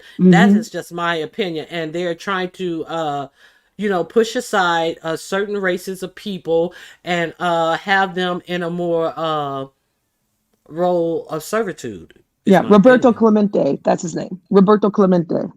Yeah. Okay. He's an Afro Latino baseball player who, yeah, exactly. So thank you, RNY. It's Roberto Clemente. Thank you, dear. Yeah, so it's a lot going on. Anything else you want, TC, what do you want to add to the conversation? Thank you. First and foremost, season's greetings to everybody. You Um, as well. I just want to say thank you, Ronnie, for having this. I know you somebody will have some good conversation and discourse, and of course, it's you. Can you hear me? Yes, we hear you. Oh, okay.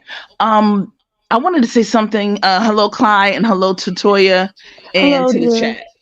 I'm Clyde. I want to say thank you, sister.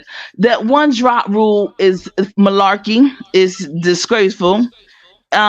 It is definitely manipulative, and I don't know why folk even fell into that or allowed it to be, I guess you could say, to be part of policy, because it is definitely a way to for the manipulators to be able to take advantage of, getting the what's rightfully ours in terms of reparations. um I want to say this about education. At one point in time, it was the white man doesn't educate us enough. We weren't getting, the educational school system is terrible. It's not good. It's all of these negative things. They're not teaching anything. They're not teaching our children anything. They're not teaching us anything. When do we teach ourselves? Well, historically, we only had ourselves to teach ourselves. Now, mind you, when we're talking about the history of the United States, we had the certain groups that were breakouts who wanted to go against the system, those being non-blacks and those with privilege and power, who they helped us to become acclimated to the English language and reading or whatever. However, when we came here as an educated group of people with our own Very, yes. Hmm. Right. social We were Absolutely. highly, we were more intelligent than the Caucasians and the indentured servants. We were highly intelligent. We were Absolutely. the reason we taught them how to work the So land, how dig to it, actually dig it, grow things on the dig land it. Let's prior give it to up. us Right. coming prior Dig it. to us prior to us coming here. They were unable to cultivate the land and Thank grow the you. land, Thank you. and because of us bringing our knowledge of agriculture, I have a hard word, Tria, what's Agriculture. the, Agriculture. yes. Right. Your turn, Ronnie. It's your turn Yes, right my after you. turn. I have several. And like mathematics, Hmm. the different sciences, which Absolutely. herbs and things to use. So it's And not like we were economics. dummies, like they want to act like we were just a bunch of savages. That is far from the truth. But go ahead. So I interrupted you. what I'm saying is, we know this. We all that. Now, how are we here in 2023 upset that they're taking anything away from us?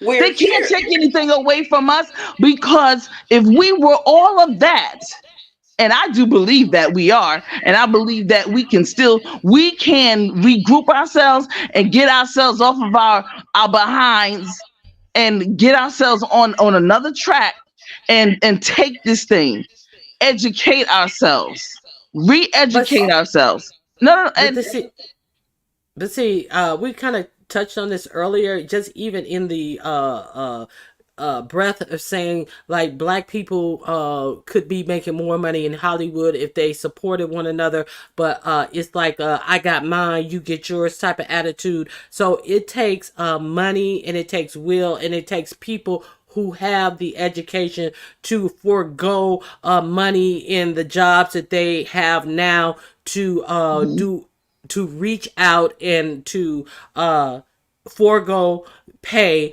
to make society better. And we have become such people of classism, as we talked about with the Dr. Jackie situation, that it's too many people who will not let go of their class to do what is best for the whole. Okay, Okay, in my but opinion. I get it, Ronnie. I hear that y'all talked about that, but again, we still keep saying what they've taken away from us. They can't take anything away from us because we're the ones that started it. We initiated it. We taught them it, and therefore we can take it back. Now we have to maneuver and maneuver in a particular manner and get it together and stop being drunks and stop being high all day gone day and stop having these things manipulate our mind and sit down at the table and start thinking about what kind of ways in which we need to do some things better. But TC, you We know, we TC, TC, just one second. Okay, so that is a very good point about Mhm, this. Why do you think that mhm. so many states are legalizing marijuana? Because if you are in an altered state, There that you go. you think that voting on a ballot to make it legal for you to alter your mind and Hmm.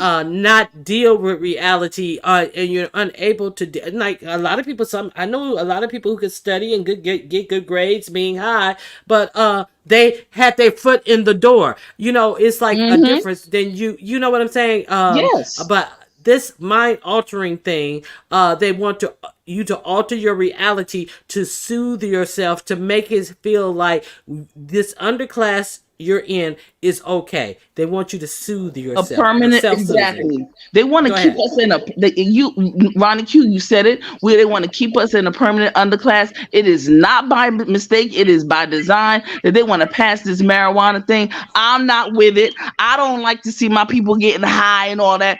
Oh, it's from the earth, it comes from the ground. Well, poison mushrooms come from the ground too. Go ahead and start eating those and see how far that gets you. So these folks that talk about that they need this to be creative and all this other, that's a bunch of malarkey as well. It's not even scientific. It's not even scientifically correct and nor spiritually correct. Howsoever, I'm gonna go back to the fact of the matter is we have enough PhDs, ABCs, MSs, MDs, 1, 2, 3s, and ABCs in behind our names and in front of our names to be able to create our own educational system. It doesn't have to be within their educational system. It can be our own. I was taught Black history not in school. I wasn't taught it in school. I was taught it after school in an after school program in a church. Okay? In a church in Brooklyn. We didn't wait for the public school to teach us anything. Okay, Okay? now What let me squeeze in here. Also, as far as us teaching each other and going in and teaching each other, um, they have dummied the education system down to we have, we not have, really, we not have, really, we have dummy. not Yes, we not have. really, We did too. not not really educating people, but going to school to study for these tests and these standardized tests, so it Hmm. is less opportunity to even learn anything that people from older generations, people who were in elementary school like in the 70s and stuff, learned. They're still out They there, don't Ronnie. Ronnie, they they're don't still out they, there. I'm around excuse me. educators all the time. Hold on. hold on, TC. They don't Mhm. even have time to teach children how to do cursive writing anymore because it's such a agenda push thing that they say, oh, we just don't teach that anymore because you don't have time to teach it because you're trying to teach for these tests, and people are not really learning. You're just Mhm. learning answers to disjointed questions as opposed to having some type of education as a whole. People, high school students are not even learning how to take care of themselves as far as like the elective classes like in home ec cooking and all this stuff. Like people like, Mhm. oh no, nobody want to be no home. It's no such thing as home. It's a They don't such have thing as shop. being They a don't even have shop, shop anymore. metal Yeah. shop, wood shop. It's a such thing as being able to take care of yourself. I go on YouTube and I look at these wood makers, these master wood makers who make these beautiful pieces, and they're selling Mhm. a table for $13,000 and $14,000 for a coffee table. And like we don't even have the skill sets to even be entrepreneurs. We are a dependent class. Mhm. I do. That's what they're creating, a dependent class. And so Right. now these master woodworkers and things like that are you know sought after. So it's I, like this stuff like I that. so Go ahead. so let me I, let me just finish what I was gonna say. So what I'm saying is, Ronnie, all of that is absolutely correct. Howsoever, there are many educators, many that are still out there, who would they would teach them how to tell time. They teach these kids how to tell time.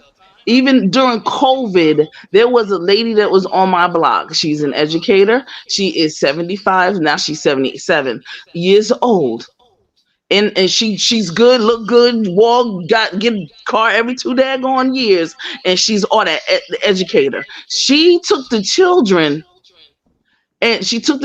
off the block and started. Number one, she had like a cooking class. Then she started. She realized that they needed some other stuff. They didn't know how to. They didn't know how to write, like you just said. They didn't even know how to tell time. I asked them if they know what a quarter after three is. And if somebody says 325, I'll give you $5 for each person that says 325 as opposed to 315. They don't teach that anymore I either. know That's that another thing. we Yeah. don't teach it. Yeah, we don't. I We have. don't teach it. That's my responsibility. I have children. I teach them. I do not allow But hold anyone on. else. But no, no, no, no, no, no, no, No, no, no. I don't Okay, allow no, no. anybody Hold else on, to teach my hold on, kids. hold on. Your kids are homeschooled. Is that what you're saying? No. Mm-mm. First of all, I Okay, don't have so it. No, no, hold on. I don't have uh, any children. okay, so let's What I'm let's saying let is that okay. Wait, the wait a minute. children. Hold on, hold on, hold on, hold on. Like we're gonna it's okay to dream, but let's get to some facts. Okay, people who are sending their children to public schools who cannot afford to go to private school, they This are is in paying private their school. hold on, hold on. They are paying their tax dollars for these Mm. school systems that are in play to educate their children. And the fact that we were talking about, you have these people who don't have any skin in the game who are coming into the school system that you are paying for and Mhm. not teaching your children properly. It's okay to also teach your children things on the side in addition to what's being taught in school. But the problem is what you're paying for is Right. your own oppression in these public schools. So Exactly. I don't want to get away from it's okay to have flighty and lofty dreams and ideas and ways to do so, but to work in the actual construct that we are living under, there are ways in which it has been changed to this. There are ways to change it from this is my point. And Hmm. everyone should always teach their children about history, about things, but Hmm. there's so many parents that are not even involved, that don't go to Right. PTA meetings, that don't go to Listen, I uh get it. Right. any of these types of things. So Whose I'm just fault trying to and start at where we where's the actually are. responsibility? Ronnie, so Ronnie Q. Well, let me just say this. PD Pete, you know what? PD Pete is funny. We definitely don't want that PD Pete. I'm talking about folks that are Anyway, Ronnie Q, I'm saying that it is our responsibility to make sure that we find out these things about where the money goes, where the budgets are. The school systems have a plethora of different ways to go to these meetings, question, and I mean, and if you do, and if you stay on top of it, these things And not only go and question, join the but that's what school I was board, getting ready to say. run That's what for I'm these trying to school board I'm positions. getting I'm Can trying somebody to say tap me in? Go I ahead, Clyde. Go Okay. ahead, Clyde. Let Clyde speak for a second. So a okay. couple of things here, because I kind of save up all my thoughts. So first and foremost, let's be very clear in the history of why public education even came into being, right? So it came around the era where we had everyone going out to work uh, in the not service industry, but we had people going to work in like factories and everything, and so the kids had to have somewhere to go. And then we Hmm. came along with these rules for children, had to go to school, blah blah blah, for X amount of days, I mean hours a day, and couldn't work. All right, now listen, the school system is set up and was established to be a supplementary tool. Hmm. It was not Hmm. meant to completely teach your child. It was Amen. not meant to prepare your child for the world. That is Hmm. your that's your job as a parent. That's my job as a parent. Agreed. And Yeah. I come from a very strong background Hmm. of educators. And Right. so therefore, I've seen it from both sides.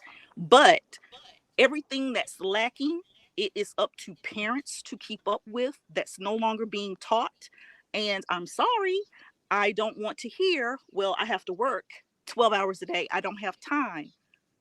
Listen, that's where the village comes apart. So it kind All of brings right. me back, to the Tell point it. of TC, right? And you were saying, how can they take it away from us? They can take it away from us, and they did take it away from us when they removed us from our native land and brought us here. We came to a very unfamiliar layout, right? That's why a lot of the Native Americans were able to escape being enslaved. They couldn't get them, they couldn't hold them down. Not saying none of them were, but I'm just saying majority speaking, because they knew the lay of the land and they knew how to get away. So they brought us to a foreign place and stripped us of everything we knew and everything that we believed in. So that's how Hmm. they did it. And then they continued to put their foot on our neck by saying, you are less than a person. They said that we weren't allowed to own land, that we couldn't be our own people. They made us chattel. We were listed as animals. So all this stuff, and I'm not giving excuses, I'm just doing a quick rundown of the history. And I'm saying, when you beat a person down like that, it actually becomes a part of your DNA.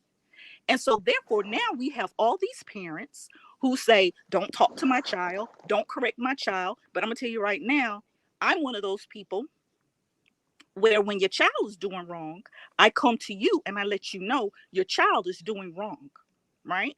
Right. And I don't want to hear, I'm gonna fight you because that don't work with me. No one wants anyone speaking into their child's life and correcting them. Everybody is all willy-nilly. We want to do what we want to do, how we want to do it, and my child is great, and this, that, and the third. No, they're not. They lie and they do everything else any other children do, mine included. And so that's where the village comes in. Now, should everybody be a part of the village? Nope, because we got Nope. predators out there. We keep them out. But my point is that we build a village around our kids. And I also want to jump around and say two words: the Amish. Have you Mhm. ever tried to sign up for an Amish class on how to do woodworking? That class will run you $3,000. But here's the thing, it's a great investment because you will learn their woodworking techniques or any other skills that they have. Hmm. They very rarely go out to receive Western medicine. They do it themselves. That's what our culture is, right? We were the midwives for the people that enslaved us. We were the doctors. We were the nurses. We were The the caretakers blacksmiths. Yep. for those that enslaved us. Hmm. Okay. But those skill sets and though that knowledge has been taken away from us right? So now every time you get a sniffle, every time you stub your toe, you want to go to the doctor, and you end up with somebody like Dr. Jackie. Uh-huh. And instead of the ancestors passing it down. And I have since signed up for a class, get this, a Native American that will be walking us through the woods to learn this, that, and a third. And she gives scholarships to those. No, no, she's not Native American. I take that back. She's European, and but she gives scholarships to Black people because she, on her website, she says she honors and respects that this knowledge came from Black people as well as Native Americans. So we have to also remember our history, right? So there was a very small select of Native Americans that also enslaved Black people, but then there was an also where we were, until they meaning the Native Americans, could completely pull away, they actually taught us how to modify our cooking styles, right, based upon what was here in this area. And so if you get a chance, please do try to tour these Native American they're independent. They govern themselves, if you will. But if you can, take a tour, because they have so much to offer, and their history is very intertwined with the enslaved, with our ancestors. Right? It is very intertwined. It's hard to Yes, it separate. is. Um, so then I also wanted to jump back to, uh, oh, so in terms of you're saying about teaching, there are skills that we need to teach our children. There's also trades. I believe that everyone should have a manual trade to go. I don't care if you are an attorney. I don't care if you're the president. You need a manual trade, because the economy is getting to that point. So that's just where we are. And also, Mm-hmm. it just makes you a better, well-rounded person, and you can pass that along. Also, kind of want to touch a little bit on when we're going back to being unable to own land. I'm sorry, running Q, if I'm talking too Go long, ahead. let me know. No, no, no, Um, no.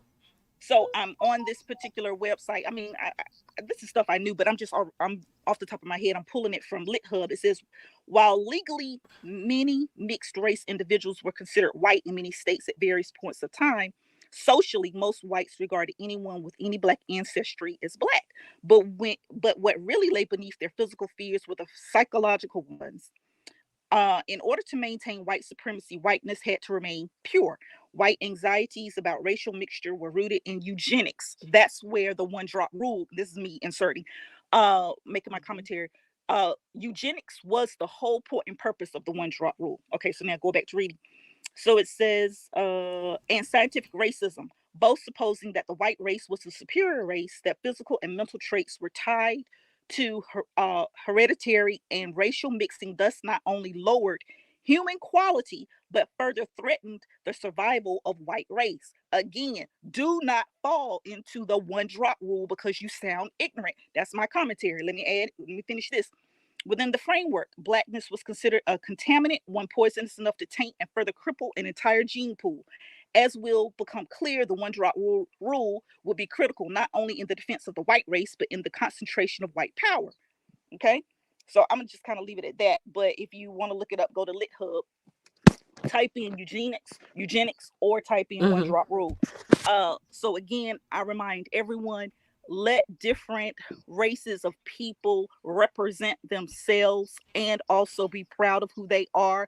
Stop imposing our Black race onto biracial children. That is not correct. And then also, I also wanted to kind of, on a side note, but still tied to it a little bit, what I've been seeing around on social media, what I see in real life. I'm not knocking anyone, but representation matters. If you have a brown child in your house, and if you celebrate Christmas, and I'm saying just like that, Mm-hmm. Christmas, I don't celebrate it. Grandma. However, I do recognize it. But if you do, please, oh please, have Black Santas, Black angels, Black elves, in your Mhm. home. They sell them. They cost no more than anything else. If not, go online and Google. Reach out to me. I will tell you where they are in your area. If you're one of the ones that want to take your children to go see Santa and sit on his lap and blah blah blah, go listen. There's a whole list on the internet that tells you where the Black Santas are in different parts of the United States. Representation matters. I And where yield. there's a site that tells you where you can get the black toys as well. Like the Correct. dolls, black Right. dolls. Hmm. Absolutely. I'm gonna Well, drop down There because could be people. There are probably people. Go ahead. oh, I was saying I'm gonna drop down because I'm enjoying listening. I'm more listening than talking, so I'm gonna drop okay. down into Well, the any top. last words before you drop down, Toya? I want to wish everyone a happy holiday and eat and feed your face and be merry. Happy holiday, happy Kwanzaa, happy all that. Happy you don't have to work if you don't celebrate, and be happy and be well and healthy. Much love, And you guys. Toya, I want to Yes, thank ma'am. you because you were the one who stimulated this conversation, and I thank you for that, and thank you for joining me. And Thank you. happy Thank you for coming holidays over to to you my as well. channel too. I appreciate that. Yes, I do have a channel. I'm just not as active. But thank you so much, you guys. Peace. All right, Toya. Thank you. All right. So, so TC, you um, were going to say something? I just wanted to finish what I was trying to say earlier, and that Mm-hmm. is, I don't. Let me say this. I've done a tad bit of my own sojourn as far as my lineage is concerned to certain parts of Ghana, to certain parts of Senegal, and some other areas on the continent. Um, DNA all the way down. You can. We went through the horrific. We all went through that horrific transatlantic slave trade. The thing about it is that I'm I'm not a victim. Period. We were ultra intelligent. We didn't lose it. It's still there, and now we're going to reactivate it. We have to reactivate it to the time in which we're living. We're not a victim. And I'm just saying that hey, DCOP, we had to take full responsibility, have these kind of conversations instead of the Negro conversations that we have up on here, and have conversations about how to reestablish and make ourselves responsible and accountable for some things. And instead of, always everybody's more real black, real more this and real more that, listen, 80-20 rule. If you can get a 20% out of somebody, go ahead and get it out of them. But the bottom line is that we have to be responsible for our children, responsible to them if we're having them. And we all know having sex, male and female genitalia, gets a person to get pregnant. So if you're doing that, you can at least 50% chance that you might get pregnant. So we have to be very clear. We are responsible, and that we have to make sure that we have we have support mechanisms. You have people who don't have children who are available to those of you who have 50 million children to be able to help you all if need be. But one thing I'm not going to do is to take your disrespect from your child and you and think y'all coming into my house. That's just not, or in my place, my 501c3, my learning center, my area in which I create so that young people can learn animal husbandry, so that they can learn how to, get out there and till the soil, so that they can learn about the herbs, and they can learn about the various things in the arboretums, and then they can learn how to put things in the ground and see it evolve up. I'm not going to Yeah. take the disrespect. That Yeah. I'm not going to do. I think that we all in agreement that there is, in some of us, there's an awakening that it's time for action because our inaction has gotten Yes. us here. And Yes. we rode on the tide of what was fought and died for prior to us being in the 60s and all that type of stuff. But I think we kind of got comfortable and that Mm-hmm. it was always going to be here, and then not not thinking that it was going to revert back to something. And I guess we thought we could grow upon it, but it reverted. So I Hey, agree with Ronnie you Q. guys. Hey Tia, go Hey, ahead. hey, ladies. TC, I don't want you to leave. Lady T, I'm sorry. Go ahead, Lady T. So I didn't. I wanted to. I always wanted to interject on something that was been talked about. And TC, I totally agree. I just going back to the topic that started the conversation about women and pain, and they're not seeing our pain as because they always see us as strong women that we supposed to take through this pain.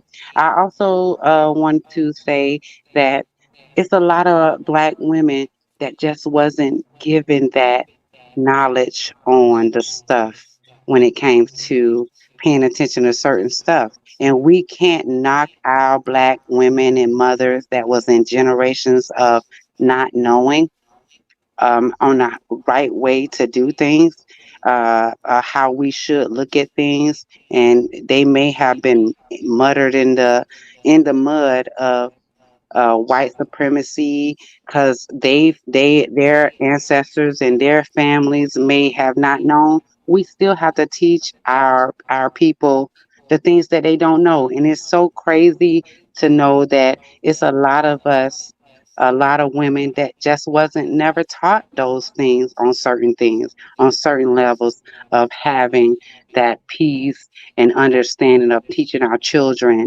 certain ways in life and certain things that women should know what other women should do. That's where that hate amongst black women, that hate amongst black women, that stuff was indoctrinated in a way that some families just wasn't taught on different ways. And I would love to see us try to change that type of way of seeing things that we can learn from each other. We don't have to look at it as a competition. We don't have to look at it as a way of you knowing more than I know. We should listen to each other these days, but it's so hard with social media that people are so ready to go against the next black woman, the next black family. We should be able to teach each other. And the problem is that we don't want to listen to the next black woman telling us something that we didn't know. What you ladies think about when you hear those type of things of you was raised a different way, you learned a different way, and you hear black women that probably never was raised that way and they look at it so differently. What do y'all think about that when y'all hear black women that just seems like to not have been raised that way? So if they don't know, what do we do when our black women don't know? Lady Tia, I mean, could you give me an example? Like, don't know in terms of what? Like when it comes to protecting our young daughters, Mm, protecting our young sons okay. when they be ratchet or when they do things that you probably would say, young black woman, why are you looking at it like that way? Why are you fussing with your black woman about that? She's trying to teach you something. What do we do about those type of things when we have our black people that just don't know? They probably just wasn't taught that in their family. Right, right. I see what you're saying. Thank you for the example. I think it should come from, I think we that do know better or different. And when I say better, not I'm a better person. I'm just saying I'm knowledgeable of a particular topic.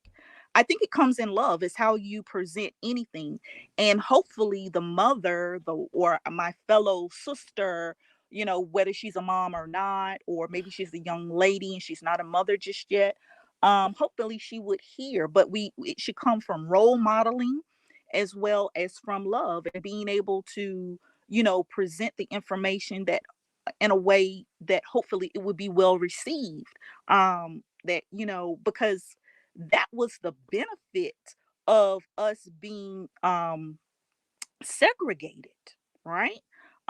In the school system we had black teachers teaching black children, And just for an example, because I have older relatives that, constantly told me these stories, that the teachers would tell them, listen, we're getting ready to go out here. We're going to the movies, or we're going to take on a tour. We're going downtown, which, that was a segregated area. Depending on the country in which the state that you lived in, and we are Mm-hmm. going to not misbehave. We're going to keep our Mm-hmm. hands. So it was a whole list of teachings of what you should and what you should not do and how you should be. It used to be a time to where kids could go home with a and spend the night with a teacher, and it wasn't this heinous stuff that we see now. Teachers actually, Deviancy. yeah, they were very wholesome, and it was just to help a family out. If you had a favorite, student or something like that. So I think it should be done in love, and I think that, you know a, being a part of a village, which we are, whether we want to recognize it or not, we should do it in love. And when you see someone going astray, you know, be gentle with offering something, but also, and when I say offering, meaning offering that advice, and just being able to have that dialogue, because sometimes you might get a little pushback, and maybe that's not the time to go any further. You may be able to plant another seed with that person a little bit later. So you're right, we all need one another, and then there are things that I'm still learning, at my big age. But I'm grateful that I have, older women in my family that, will correct me or let me know, hey, as you go through this stage of life, you can expect this, that, and another. We are such a resilient and intelligent group of people. um and I love my people, but I also kind of jump in here, since we were talking about the health care of us. And also, if you get a chance, take a look at the look up Sims. Was lauded as the father of gynecology, right? So we know that our ancestor, they named her Lucy. They did all these experimentations on this lady. She was sold from one owner to another, and then she was sold to a gynecologist, a doctor. And several times she almost died. She was not given any pain meds when they were experimenting on her. But a lot of Mm. these procedures that now exist are because of Lucy. If I'm remembering correctly, off the top of my I've head. Henrietta heard that Lacks. name. I don't I've Henrietta know if heard that Lacks. that's the name. I don't know if that's the name, but Lucy Well, was that's the original Grimaldi woman from the continent. But the lady you're talking about is Henrietta. right, Black. No, Miss no, Henrietta. no, no, no, no, no, no, no, no, no. She Henrietta Lacks was a total different person. She's talking about gynecology. Henrietta right. Lacks is who they got blood With cells cancer. from, who they It's harvested her DNA. So these are two different people. Okay. She Right, right. but yeah, precedes Henrietta. Lucy is a lady that they created. I mean, they found her in an archaeological dig, though. Um, Yeah, she wasn't may- sold from one slave owner But to another. That was a lady from the continent. So I'm coming on because I've been listening to the whole chat and everything that we've been talking about, and I want to come into the 2023 on the things that, as us Black women, with even with what Ronnie Q was talking about with the doctor, Jackie and Heavenly, and and of course, I do agree. I agree. They think that as strong Black women, we supposed to be able to endeavor all of this pain and stuff. So I do agree, um, Ronnie Q, that they think that we supposed to be able to endure all of this pain because we are known as Black people, Black women, to be strong. I guess that's what that means by we supposed to be able to handle certain pains in our lives. But I just wanted to know, what do we do to our youth when we hear it, when our people seem to be so lost on things, whether it's medical, where it's just out here of not knowing? Because I know families that I've dealt with that these young women just wasn't taught that in their family about certain things. They just wasn't taught. okay, let me jump in here. Let me jump in here. Okay, so personally, um we have people from highly educated. Black women are stated to be the most educated women in the United States, and then we have people who seems to be attracted to the ratchetness and only want to uh, display and grow upon ratchet behavior. So there has to be some type of melding of the minds in the in between, and the only way that can happen is if uh, the people who know how to do better try to teach the children of these people. I'm not into teaching adults. I think that adults need to have the wherewithal to get up and walk to resources, to learning facilities or institutions to try to want to improve and grow upon themselves. But I do think that there is some help with reaching out to children where you can, and to set up a learning environment with the child. Now, me personally, I was in the vicinity of people who had children, who had girls, and this one neighbor, when I used to walk my dog, there was a girl and a boy. He used to, and they were white kids, and they used to always be out playing by themselves, and they used to play with the dog and stuff. And I offered to the mothers of the black kids, the black young girls, who they were like preteen girls, and I was like, you know what? If you want me to teach them how to sew, I can. You guys can come. You can give me a time. We can set it up, and then I'll teach them how to sew, because I know with sewing comes discipline. You learn math. You learn how to divide. You learn addition. It is so much that you learn within the construct of just sewing. So none of the black women took me up on it. None of them took me. Oh, one man who was raising a black daughter, he took me up on it. I taught her how to measure herself, how to draw a skirt pattern out of not a pattern in the store. No, she made her own skirt pattern. She put a zipper in that pattern. She took that pattern home with her. She sewed that skirt up with a full zipper in it whenever she wanted to make a skirt. I taught her these things, and she sat there and she was obedient. And she was, it's like certain things, but he moved out of the area, so she wasn't able to continue. So the white kids, they lived down the block. Their father, they were also being raised by a male father alone, single parent. And I taught them how to make these lined shopping bags, like a book bag or something like that. Not a backpack like that you should throw over your shoulder that was lined and had a pocket. Okay, so now these people who didn't take me up on it, I just dropped a link for you in the back. You see that, Clyde? You see that, TC? You guys see the link in the back chat? Yes. I see it. Yes, I Okay. see it. I see it. Uh-huh. Okay. I want you to see that this is one of the young girls who I offered to help. And I want you to see this. I ran across this and it made my heart ache. It made my heart ache. And there's like 3 or 4 parts to this. The final part, she has short hair and it's dyed blonde. She has like a real cropped afro, and it's dyed blonde.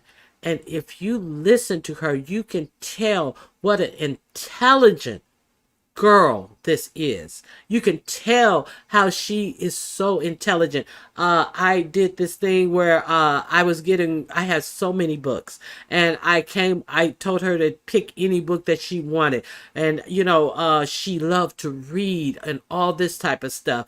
And it just like really hurt my heart that I was unable to reach this young lady. So we have to just try to put ourselves and make ourselves available to the youth of today, because it's Mm-hmm. quite sketchy out here.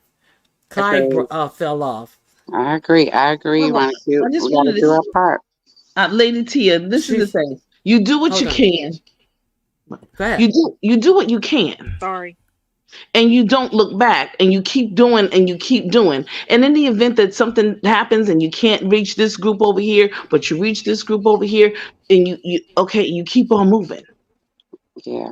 You keep it moving. You understand what I'm saying? I I mean, hear because you. I just received a citation from my city because of the, of the, I guess you could say, some of the successes. But I'm here to tell you that the I don't want to say the failures, but those that weren't as successful are more. And the thing about it is that you just got to keep on moving, and you got to keep on moving forward. Don't stop. Don't every Of course we get discouraged and disappointed. You come home and you cry, and you cry, and you get your behind back up, and you get your behind back out there, and I've you keep cried. it I've moving. cried And many you understand times. what I'm saying? No matter what age they are. As a matter of fact, I have youngsters that are 40 years old who are my mentees. And Right. they and you understand what I'm saying? I am a mentee. I have mentors myself, continuously. You see, so I'm just saying that we just got to continue on, move it right along, and don't get to the point where our heart just goes. Well, we throw Just, the white flag in. You're right.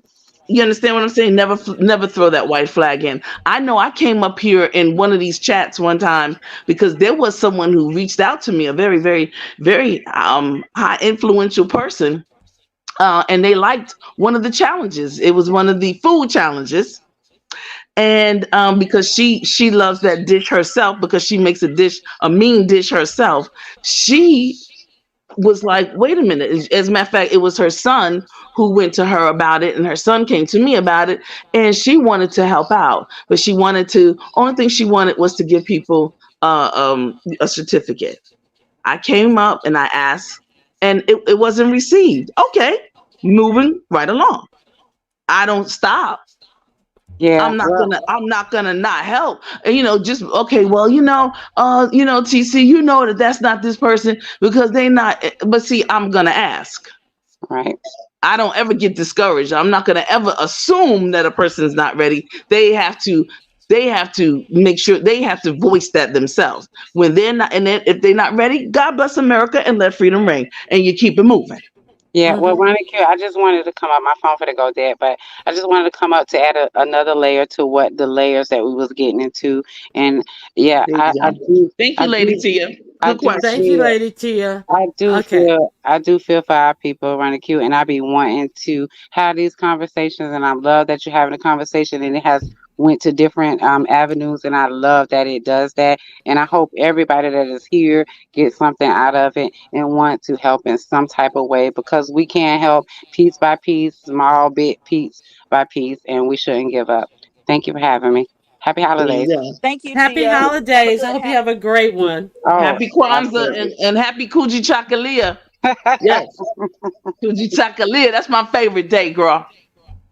Okay, so Clyde, you want to add something else? Did you get that link, Clyde? Because I I really want to hear what you think about that. right. I If you clicked got on it. I'll time. have to watch it because it knocked me completely out. So Okay, I dropped it. yeah, But but I I will just want to focus make on sure you saved it. Okay, so you I I can did. got get it Thank back for you. to you. it. Yeah, Thank you. I Yes. okay. So you can give me your input later on. So you wanted to add anything, Clyde? I did want to say, listen, I'm always gonna give us our credit, but if anyone is interested, uh just type in Google, let's see, Bloomberg, and then type in Black Santa history. Again, I don't participate, but if people do, and I saw someone's comment about when I said representation matters. And somebody said, well, we see how that went with Dr. Jackie. Mm-hmm. We don't need Mm-hmm. that kind of representation, but we're talking about, seeing ourselves in all of these places of media.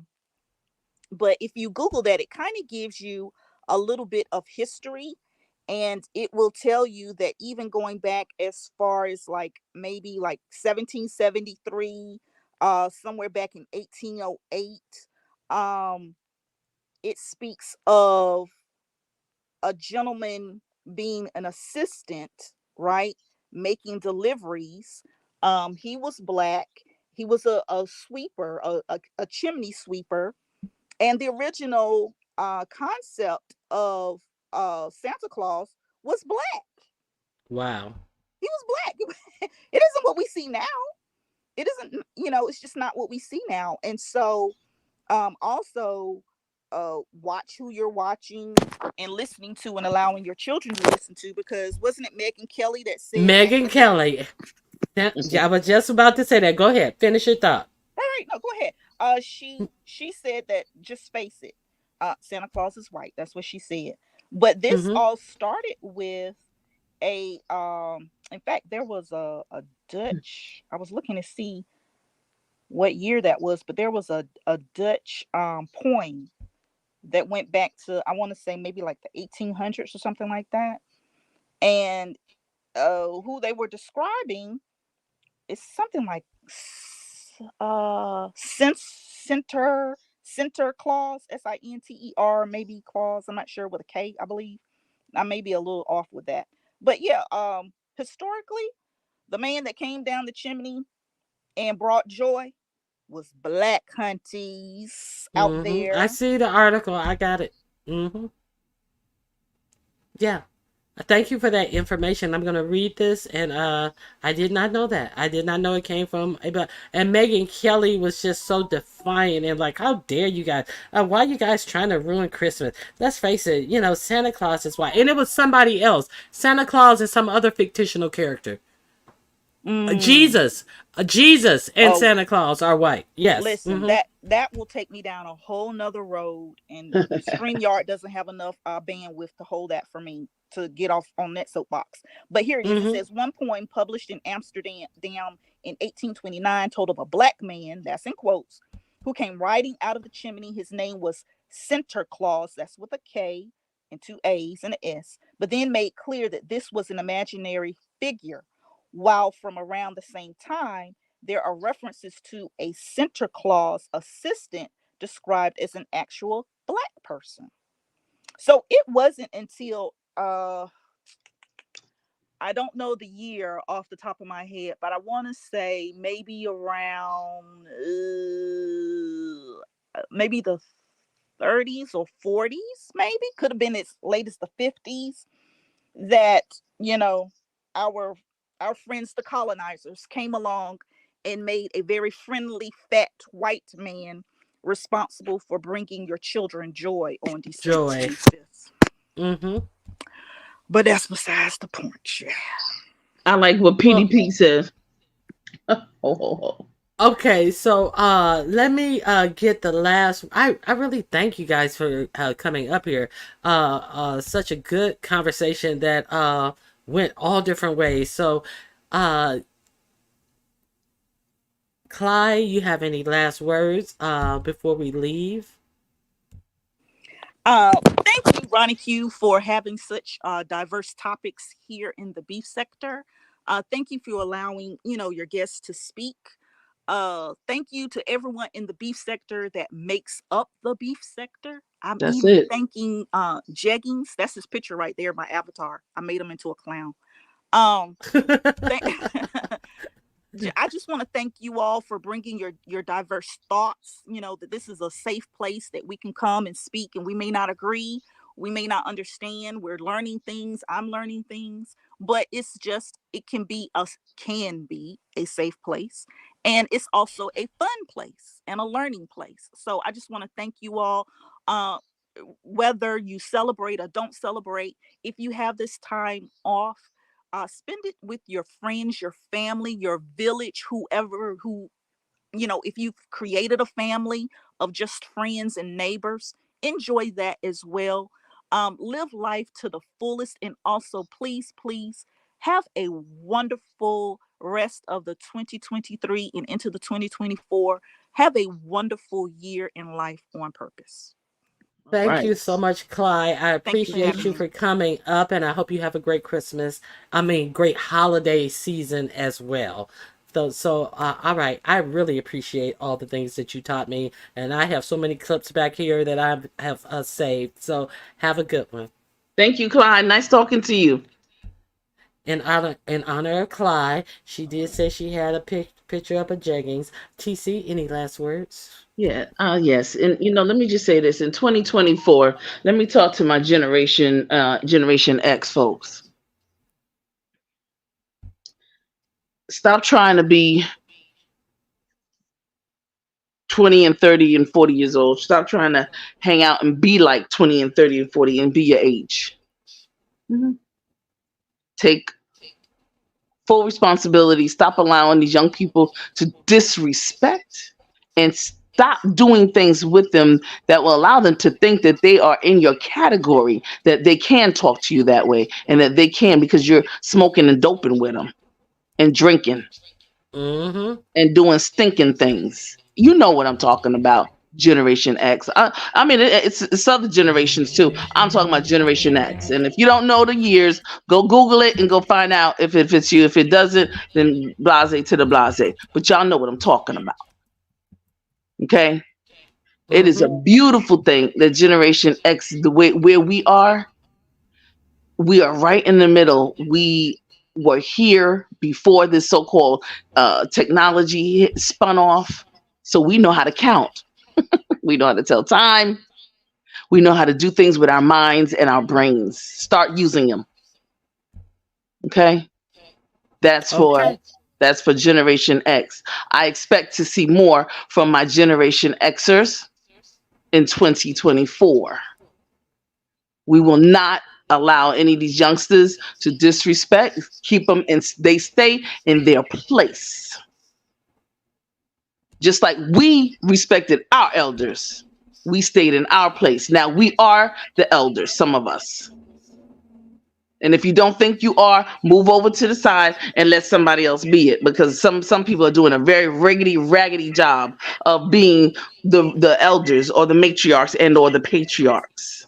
And that is one of the reasons why I went live today, and I addressed some of the people who I addressed and the way I addressed them, because like this internet lets people get things really Twisted. messed up, really twisted. Like I am not your I'm not your compadre. I'm not your equal, and you are not intelligent enough to even ever think you're gonna disrespect me.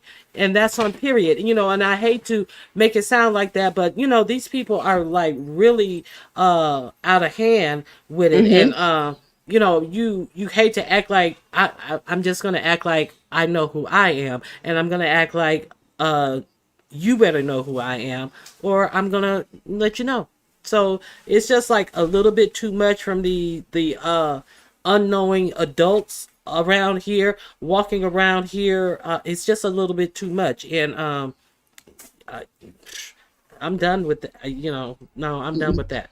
That's I'm gonna good. stop you in And your tracks. there you go. There you go. So that's what I say. Generation X. This is 2024. This is where the rubber meets the road, y'all.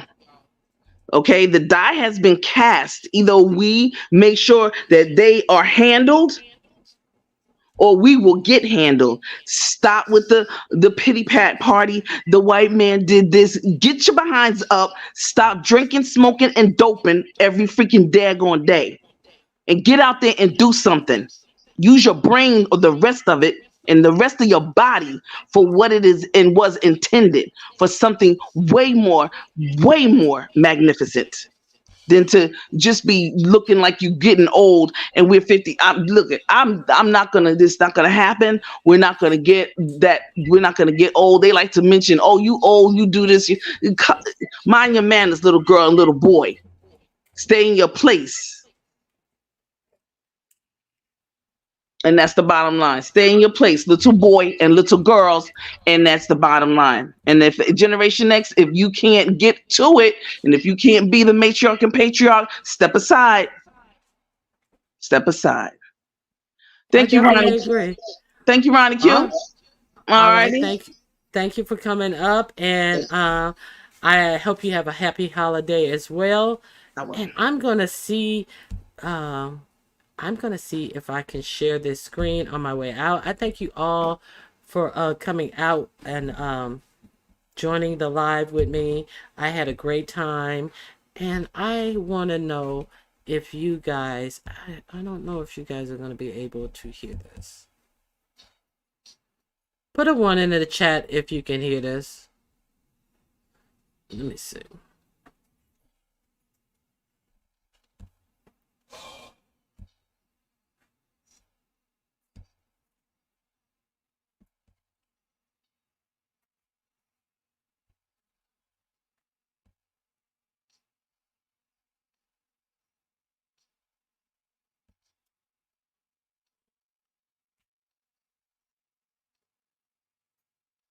I guess you guys can't hear it. Okay. So I was playing Outcast. You need to get up, get out, and get something. I was trying to share that with you guys. Wait a minute. Wait a minute. Hold on. Here we go. I'm going to share this, and I'm going to leave you with this. Okay. So this video will not be monetized because I'm gonna play this as my exit song, and I hope you guys have a great holiday and many blessings to you. And okay, that's all I got. I'm gonna close with this video, and hope you guys have a great holiday. If I don't see you before Christmas, those of you who celebrate, I hope you have a great Christmas. And yeah, that's about it. That's all I got. All right.